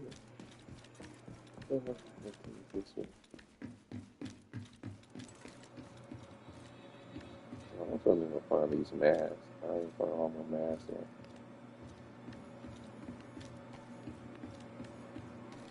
That's my other account. I got all my masks and shit on it. Not the new one, all the old masks. Alright, man. I should go work out. I've been fucking cheating myself lately on my workout. I should go do that. And I'm gonna jump back on to chat and stuff with y'all. So I appreciate everybody watching. Like always, appreciate everybody taking the time out the day, of the night, of the morning, whatever one is for you to watch. I appreciate it. I need to find a way to sleep at night though. There's 2 hours or 1 hour of sleep a day. That shit is not. I need to stop it. I sleep when I get off from work. I sleep for like an hour or so and I'm done. Then I'll be up until I go to work the next day. Then come back and do the same shit. That shit gets starting to get crazy. I be waiting for my body to shut down on me. I love when my body shut down. My body shut down. I don't get up at all. I mean, anybody can come in and try to wake me up. You ain't getting me to get up. New York, they got you fucked up. Why they got you here, like in the corner like this? They could have bailed a thing over you. Yeah, they got you fucked up. I'm sorry though, but they got you fucked up. It's like you just came here and they ain't want to you. So they just said, go sit your ass in that corner and just set all your shit in there. Like, you good. Incoming backup request. They could have cut this stuff right here, bail a thing. Like, they put a thing right there. They could have bailed that same thing right there for you, right here. But no, they don't show you no respect.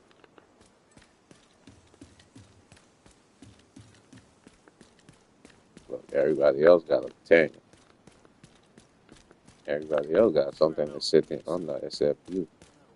Look at them. They got one. They got one. You got one. Even nobody here, they got one right here. Look, they got a whole thing out in here for that.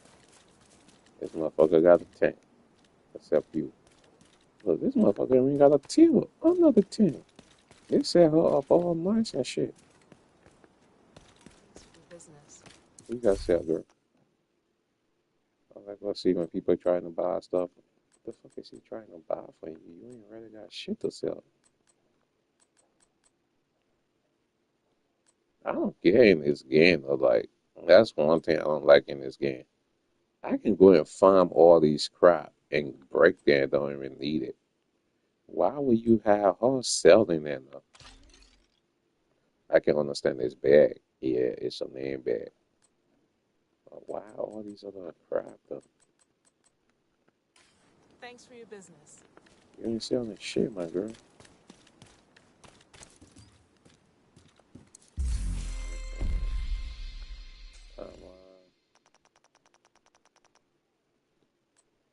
Where's that? Oh, we got a week left. On the 27th, November 27th, and the 25th. That's stupid. Why you put this before this one? This is the 27. 2 days ago, I did this one. I'm doing this one. Speaking of my dad, let me see.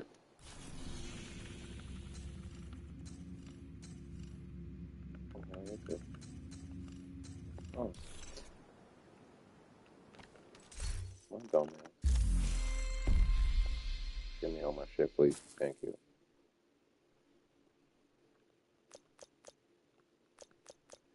Oh, I gotta do the last one. Fuck. I don't want to go back out there.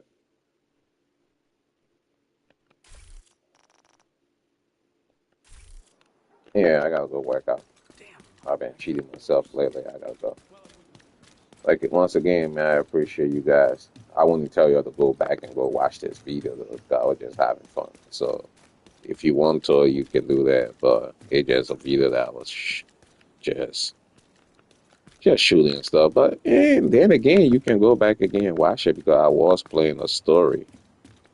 I be playing my story that I be when I'm working and stuff. I play some it's a book, but it plays them to you that you listen to them and how you work. I listen to them how I work and shit. And there be some good stories though. So I'll be listening later now when I play my game. So that's what I'm gonna be doing at night because usually I do that at night. I'll do that at night and when I'm working. But when I'm playing the game, I don't like to do that. But I figure like shit, I'm gonna just be doing it. I gotta do some things that make me happy.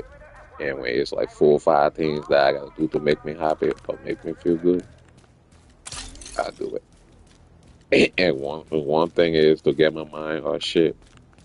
I just listen to stuff. I would like play old music or listen to some stories, book and shit like that. And I'll be good.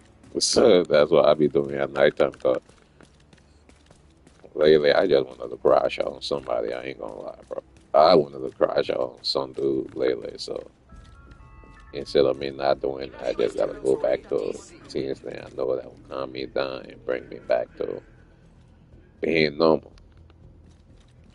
And some other shit I do. Usually I'll play the game at night, but this time the game ain't helping me because I'm still mad. I still was mad as hell on situation and stuff. I'll be sitting here playing the game and just be thinking on bad shit like, what should I go and go do to this person? What should I do with this, do that? So I'm like, okay, I'm gonna find a way to do other things. So I just play my game and play my shit. So that way I can't have nothing else in my mind. I be telling people it just be kind of crazy because I am kind of local. I am kind of crazy a little bit. And I don't hide it. Shit. I tell people I can't sit there and I be in my head every fucking time. Like I'm one person. I be in my head like crazy. So I don't like to just every time people see me, you'll see me with like headphones and shit in my ear. I'm listening to stuff. Although you will see me with one headphone, I'm listening to whatever people talking to me, but I'm also listening to stuff. But when you start talking, I need something else. It's like, or else I would be in my head. I mean, I would be in my head like crazy. And when it comes, like, usually if I don't have headphones or stuff like that, when I work into somebody's house, and I can. Yeah, my phone's not working in the house because the signal is bad. I just freaking start singing and shit to myself, start rapping to myself. My friends would be like, you just crazy as hell. Like, shit, nigga, I gotta do something, bro. Y'all just don't know. And nigga brain be going like 50 miles per hour. And I gotta do something to slow it down. Like, slow the fuck down, nigga. Slow down. Right, if I fuck with my brain be going, it don't want to stop. Oh yeah, man. I'm out, yo. Let me get the heck out of here and go work out. Peace out, people. I appreciate y'all watching. Like always. Peace.